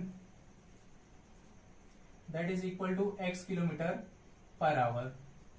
distance कितना है बेटा, टोटल डिस्टेंस कितना था प्लेन को फ्रॉम अ पॉइंट ए, देखो ध्यान देना, from a point A to point B जाने के लिए प्लेन का जो टोटल डिस्टेंस था वो कितना था, 1500 किलोमीटर। कितना था, 1500 किलोमीटर। ये क्या है, टोटल डिस्टेंस। तो ध्यान देना, टोटल डिस्टेंस मैंने यहां पर लिख दिया, डिस्टेंस इज इक्वल टू क्या, 1500 किलोमीटर यहां पर लिख दिया मैंने। अब ध्यान देना बेटा, इमरजेंसी की वजह से प्लेन क्या हो गया, आधा घंटा लेट हो गया। प्लेन आधा घंटा लेट हो गया तो सेम टाइम पे, एक्चुअल टाइम पे पहुंचने के लिए क्या किया गया कि प्लेन की स्पीड को 240 किलोमीटर पर आवर की स्पीड से इंक्रीज किया गया, 250 किलोमीटर की स्पीड से। तो ध्यान देना बेटा, यहां पर टाइम का ही खेल है। ध्यान देना, क्या मैं बोल सकता हूं according to the given condition, पहले एक्चुअल टाइम क्या था प्लेन का पहुंचने का, ये डिस्टेंस है, ये डिस्टेंस है। Distance upon time, distance upon speed जब मैं करता हूं तो मुझे टाइम मिलता है। स्पीड कितना है, एक्स। ये एक्चुअल टाइम था पहुंचने का, बट हुआ क्या कि डिस्टेंस तो वही था 1500, बट इस बार स्पीड को इंक्रीज किया गया। कितना इंक्रीज किया गया, 250। तो यहां पर भी कुछ टाइम होगा, इस पे जितना टाइम लगा उससे ये वाले टाइम को जब मैं सब्ट्रैक्ट करूंगा तो ये किसके बराबर होगा, हाफ एन आवर के बराबर होगा, एंड दैट इज गिवन। आधा घंटा जो आधा घंटा ज्यादा टाइम लग रहा था उसी को कम करने के लिए स्पीड को इंक्रीज किया गया। दैट मीन्स यहां पर जितना टाइम लग रहा है उसमें जब मैं हाफ एन आवर को ऐड करूंगा तो मुझे ये वाले टाइम के बराबर मिलेगा, and that is our equation. तो इक्वेशन यहाँ पे क्या बन रहा है बेटा, यहाँ पर इक्वेशन बन रहा है 1500 minus x, 1500 upon x, 1500 upon x minus 1500 upon x plus 250 is equal to क्या, हाफ एन आवर। ये मैंने लिख दिया। अब 1500 को यहाँ पर मैं ले रहा हूं कॉमन, तो ये हो जाएगा 1500 इन अ ब्रैकेट क्या, 1 upon x minus 1 upon x plus 250 and that is equal to what, 1 upon 2। अब करो क्रॉस मल्टीप्लीकेशन, तो ये हो जाएगा बेटे, देखो x plus 250 minus x upon x into x square plus x into 250x is equal to क्या, 1 upon 2 into 1500, मतलब ये हो जाएगा 15 इंटू 2 कितना, 30, दैट मीन्स कितना, 3000। ये मैंने लिखा। एक्स से एक्स यहाँ पे कैंसिल हुआ तो मुझे यहाँ पर इक्वेशन मिल रहा है x square plus 250x is equal to 250 into 3000, है ना बेटा। तो मल्टीप्लाई कर देंगे तो यहाँ पर आएगा 4 जीरो, और ये 4 जीरो मैंने लिखा, 25 हो जाएगा 75, दैट मीन्स ये मुझे मिल रहा है। So therefore here we will get x square plus 250x minus 7540 is equal to 0 and that is our first answer। ये मैंने क्वाड्रेटिक इक्वेशन बनाया। सबसे पहली बात, अगर आपको ये समझ में आ गया होगा, अगर आपको ये समझ में आ गया होगा बेटा, तो ये बहुत आसानी से आ गया है। ये हमारा पहला आंसर हो गया। अब क्या बोला था यहाँ पर? यहाँ पर बोला गया था कि find the increased speed of the plane. Increased speed of the plane, that means पहले x हम लोग फाइंड करेंगे, उसके बाद उसमें 250 ऐड करेंगे तो हमारा फाइनल आंसर आएगा। तो इसको मुझे सॉल्व करना है, तो इसको मैं सॉल्व करूंगा बाय यूजिंग फैक्टराइजेशन मेथड। तो ध्यान देना, इसका मुझे दो फैक्टर चाहिए, जिसको सब्ट्रैक्ट करने के बाद 250 है। तो ध्यान देना कैसे फैक्टर फाइंड करेंगे। सबसे पहली बात तो ये कितना है, ये है 1000। फैक्टर क्या आ रहा है 1000 इंटू 750। जब मैं करूंगा तो यही वैल्यू मिलेगा, और इसको जब मैं सब्ट्रैक्ट कर रहा हूं तो 250 आ रहा है। दैट मीन्स फैक्टर मुझे मिल गया। और फैक्टर क्या क्या मिला है, एक्स स्क्वायर बड़े वाले की साइन, दैट मीन्स ये हो जाएगा 1000x प्लस माइनस कितना 750x। माइनस है बेटा, यहां पर भी माइनस है, minus 751234 that is equal to 0। Now compare first two term, x को कॉमन लो। अगर मैंने x कॉमन लिया हो जाएगा x plus 1000 in a bracket, minus अगर मैंने 750 कॉमन लिया तो अगेन इन अ ब्रैकेट आएगा x plus 1000 and that is equal to 0। So therefore here we will get x plus 1000 in a bracket and x minus 750 is equal to 0। So therefore x plus 1000 is equal to 0 और x minus 750 is equal to 0। So therefore x not equal to 1000 और x is equal to 750 and x क्या है, speed है kilometre per hour. Speed can't be negative, आपको पता है negative नहीं हो सकता, तो यहाँ पर निगेटिव था इसलिए इसको मैंने डिस्कार्ड कर दिया। So our answer is x is equal to 750 kilometre per hour. ये क्या है, नॉर्मल स्पीड है। क्या फाइंड करना है, इंक्रीज्ड स्पीड। इंक्रीज स्पीड कितना, x plus 250। So therefore increased speed is equal to x plus 250, that mean 750 plus 250 कितना हो जाएगा 1000 किलोमीटर पर आवर। ये हो जाएगा increase speed and that is our answer बेटा। ये हमने कंप्लीट कर लिया है क्वेश्चन नंबर 14 एंड इसी के साथ हमारा कंप्लीट होता है सैंपल पेपर 3। उम्मीद करता हूं बेटे जो भी आज मैंने आपको सिखाया है ये आपको समझ में आया होगा। अगर कोई भी डाउट है, कोई भी कंफ्यूजन है, कोई भी पार्ट नहीं समझ में आया है तो प्लीज आप कमेंट सेक्शन में पूछें। आशा करता हूं बेटे आपको हमारा वीडियो पसंद आया होगा। वीडियो अगर अच्छा लगा हो तो मोटिवेट करने के लिए लाइक जरूर करें, साथ ही अपने दोस्तों जिनको इस वीडियो से हेल्प हो सके उनको शेयर करें और चैनल को सब्सक्राइब करना ना भूलें। मिलते हैं नेक्स्ट वीडियो में, तब तक के लिए अपना ख्याल रखिए, स्वस्थ रहिए, व्यस्त रहिए, मस्त रहिए और मैथ्स को प्रैक्टिस करते रहिए। जय हिंद, वंदे मातरम।